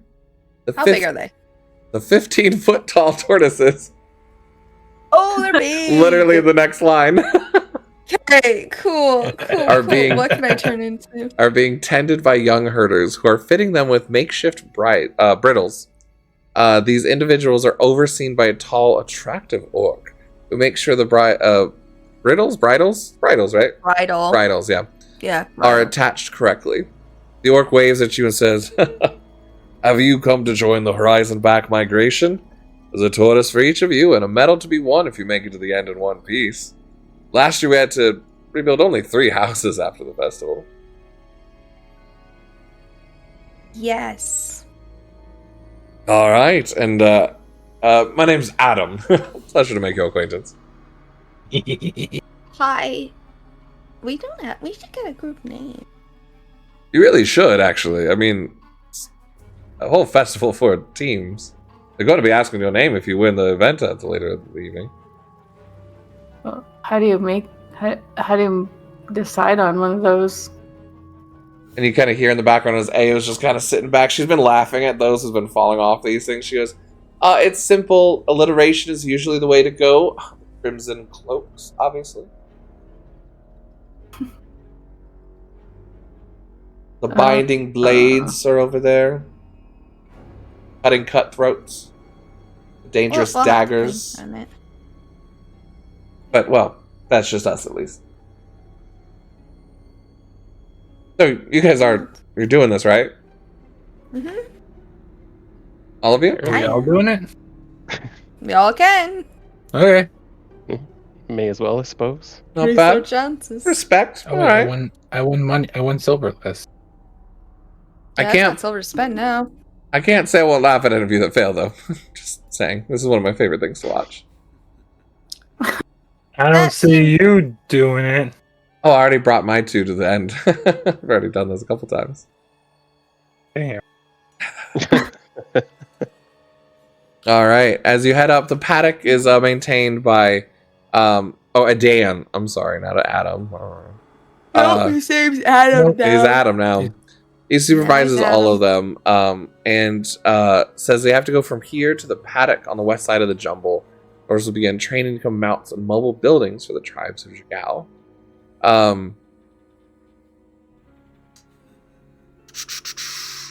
He just says, watch out for its bite, and a bit of a tail can swing out if you're not too careful, but don't worry, they can breathe underwater, and if anything like that, if you hit there, but it's also trained in Goblin, so if any of you know that, that might help a little bit. But there's that large makeshift tortoiseshell seat that you can sit on for each one.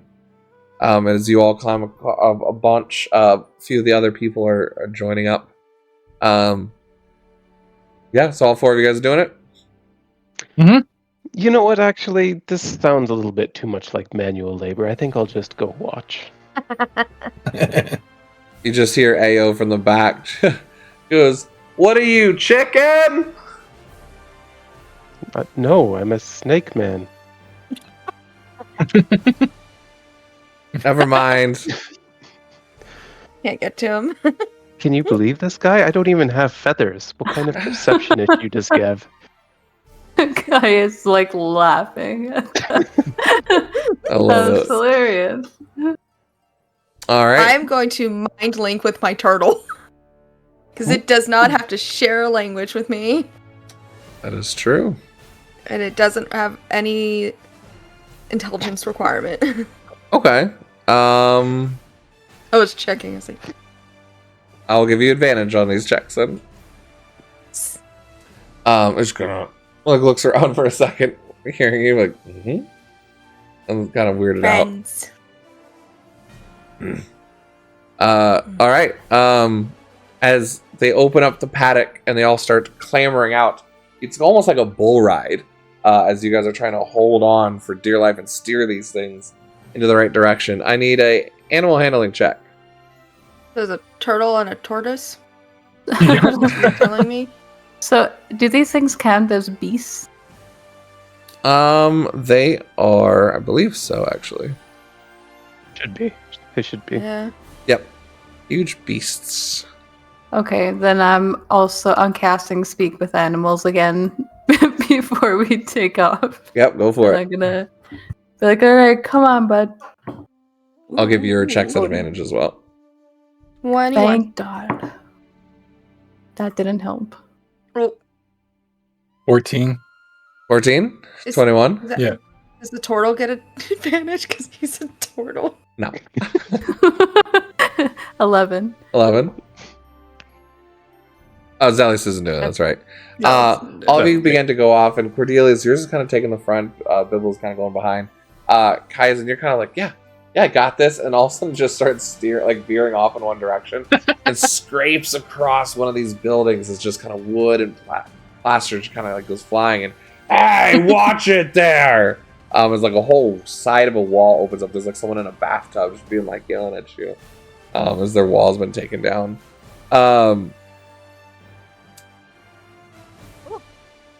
As it hits the wall, you are bucked from its back.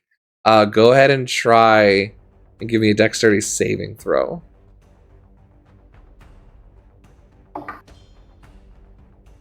What is my 13? 13. All right, you're just able to like grab the back of the thing and kind of clamber back on before the tail kind of swings around towards you. Hey, that's not cool, man. Sorry, I didn't know. I thought you were someone else. We're going over there. Okay. Just steer me with the straps, all right? I don't even know if you know Goblin, but we're just going with it. All right. She's using. Yeah, speak of the animals. Don't you have to? Oh, I guess you don't have to shit. Like, never mind. Yeah, I'm thinking about something else. All right, go ahead and roll me another animal handling check. It I is just tell my increased. turtle there's food at the end. Come on, little come on, big buddy. We can Yeah. do it. 15. 15. 22. 22. No, we can't. Oh no, Bibble. We Oh, can't do it at all. Oh! Bibbles, Bibble. you begin to start bouncing off of the other horizon backs next to you, almost like a little pinball. You start rolling off the back as well. Give me a dexterity saving throw. Okay, I'm good at those. No, I'm not. Wait, I kind of am. I don't know. That's a 21. Hey. A Was 21. that one roll ago? Yeah. All right, yep, you're able to quickly get back on and avoid any damage there. You're missing something though. Hold on. So there are buildings on top of giant turtles in this place? Yep, these are like young Wow. Horizonback tortoises at 15 foot tall. They're like ginormous ones that they've built on top of, because a lot of this is supposed to be because it's a port town. They travel from port to port, and for safety, they're like a nomadic piece of the town. All right, you guys have gotten them halfway through the town. There's 2 checks left. Go give me another animal handling check. Okay, that was a little rough, buddy, but come on, we can make it to the end. Oh wait, do I have advantage? You do have on, advantage. Like all my checks? Okay. 18. 18. Or 2. Oh, jeez, Bibble. At this time, it just Oh, bucks you. Adam. Just forgets you're on there and just bucks you as you're in there. Give me another dexterity saving throw. I got a 20. 20, nice. 16. 16, okay. Yeah, you're able to kind of get back on the tortoise back again, and you're okay, able to do it. This time, all of you suddenly see 13 goblin children run past the middle of this, boundling group of Horizonbacks. Welcome, Raiders. We'll see if you guys survive. Oh, no. All of you, give me one last animal handling check as you're trying to avoid Kill the raiders. hitting any of these Did goblin you say Come on, goblin buddy. children? goblin children. We can do it, buddy. We can do this. 23. 23, 17. 17. Yes! As all of you guys There you begin go. bound over, goblins are grabbing each other, going, "Oh my gosh!" Mothers are screaming in the streets. As with this feat of abundance, it's like Free Willy. All of you guys just kind of guide your horses and Horizonbacks over all the goblins. The rest of them following suit. As everyone's, "Oh my god, they saved the children! Oh my gosh!" As the 13 of them get brought off the paddock, No. and one goes, "Woof! What a grim quest that would have been if they'd been hit." Okay, sorry. Thank you, Grim Quest, for the raid. I appreciate that. But all 3 of you is successfully able to, Yay. mostly successfully able to get your Horizonbacks to the paddocks. And you're rewarded with a Medal of the Horizonback. When you would be hit by an attack, you can use your reaction to increase your AC by 5 until the start of your next turn, including against the triggering attack. You must be wearing the medal and able to see the creature that made the triggering attack to use this property. Once this property has been used, it can't be used again, and the medal becomes non-magical. So, you guys basically get a shield for free if you're wearing this, which is pretty crazy. Just once, though, right? Just once. Middle of the Or horizon. all one. Luckily, these are all in D&D Beyond. They are. I just add them to my character sheet. I bought the source book. Mm-hmm. And if you guys wish to squeeze in one last one, we can do the last one in. That one. won't, 'cause it's manual labor. I think You know, I Kai- was literally about to say that. I got you down. Yeah, I think Read you Kai's out. like, that was fun. I'm pretty tired though. I don't know about you guys. We I got gotta. Up to you.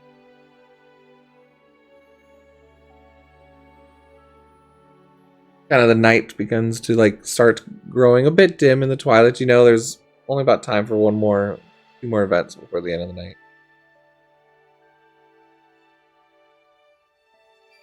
Think that you'd be good at the harvesting thing, because I'll come watch. I trying. It's probably I can worth turn it. into an You. ox, so I don't know what I have to do. I mean, it'd be another medal. Yes, we want medals, right? I Yes. assume they'll come in handy. All right, so you're doing the last one. Yeah, might as well. Yeah, sure. All right. Mike knows I like to 100% complete That is, everything. that's why I like having Brittany in my game. She does everything. We have to do everything. We have I to don't do have to steer everything, them off very much, or she gives me a familiar that I can run off and be like, I want them to trigger this. This is happening. yes. I didn't this time. No familiar for you. All right, so on the eastern side of the jumble, as you make your way kind of around the other side, grabbing a few drinks and refreshments along the way, the docks rise upward from the river to run alongside wooden shacks built on stilts, casting crooked shadows over the wetlands below.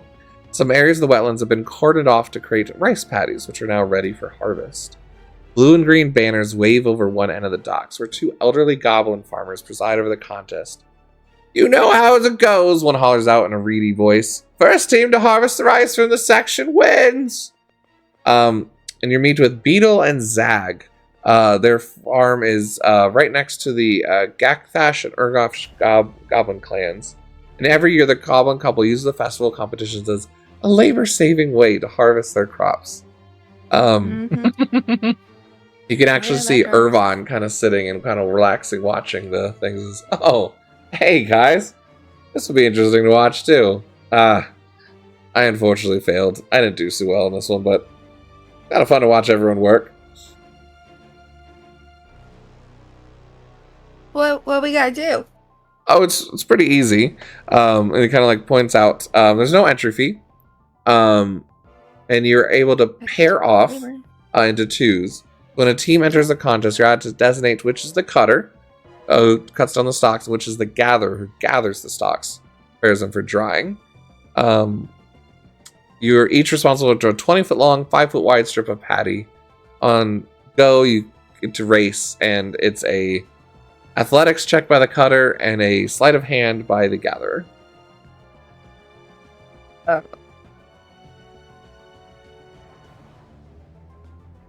I don't think I can do this. You don't know. I mean, I can cut with my rapier if you guys want to just follow behind. It can only be two of us, right? Yep. Mm. I'll be sitting over there, and he just like moves to a nearby hill. Kind of like Irvine just pats down next to him on the hill. Yeah. And Like, I lied. I didn't do it either. Seems like a lot of work. Seriously. I I'm mean, not doing I- it for free. I might be good at cutting, to be honest. You could probably anyone? cut more at once than I can.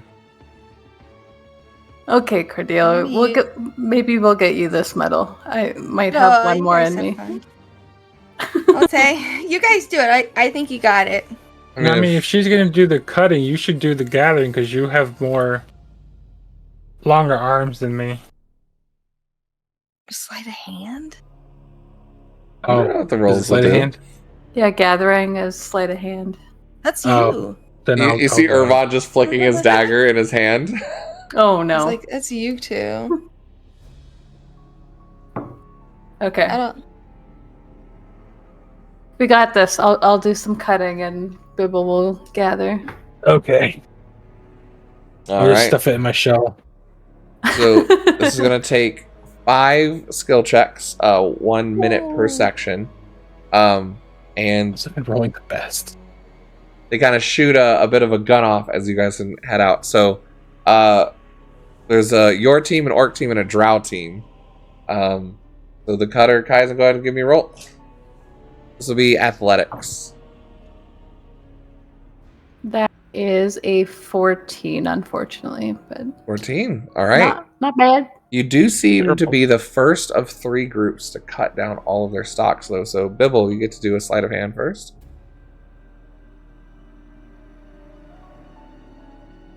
Ooh, 21. 21. Nice. Oh. You guys are able to quickly cut, dry out, and put down the stocks first, just before the drow teams, the orc team, is falling up behind.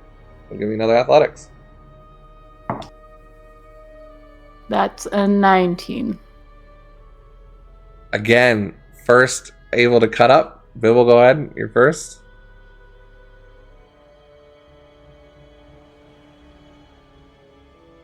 Yes. 20, 30. Clearly, Bracing yourself. the group is still on number 2 as He's you guys literally wincing. clean out shop on the second patties. They're still working on it. Load it to the third one. That's an 11. 11. It does seem that the orc team just gets to it by the time you're done cutting. The drow team is falling quite far behind. Then we'll go ahead and do a sleight of hand.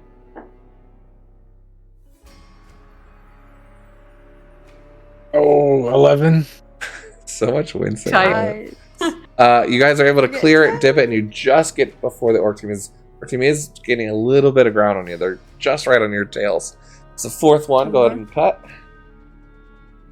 Oh boy. That's another 11. 11. All right. This time the orc team gets to cut it down first. They're gonna go up and try and gather as much as they can. Bibble. Come on, Bibble. Come on, Bibbles. Oh, 6. Oh. 6. You guys are neck and neck on the last one as they've caught up and tied you, just being first to go to the next one. You both start cutting at the same time. That's a natural 20. Natural 20. So They're still 23. halfway through 26. cutting by the time you finish. Bibble, if you can beat them by 5 or more. Come on, Bibble. 13. And 13 as the other orc is trying to catch up. He slips in the mud, falls face down with the natural one. As you guys are able to Alright. finish and harvest up the rice patties first.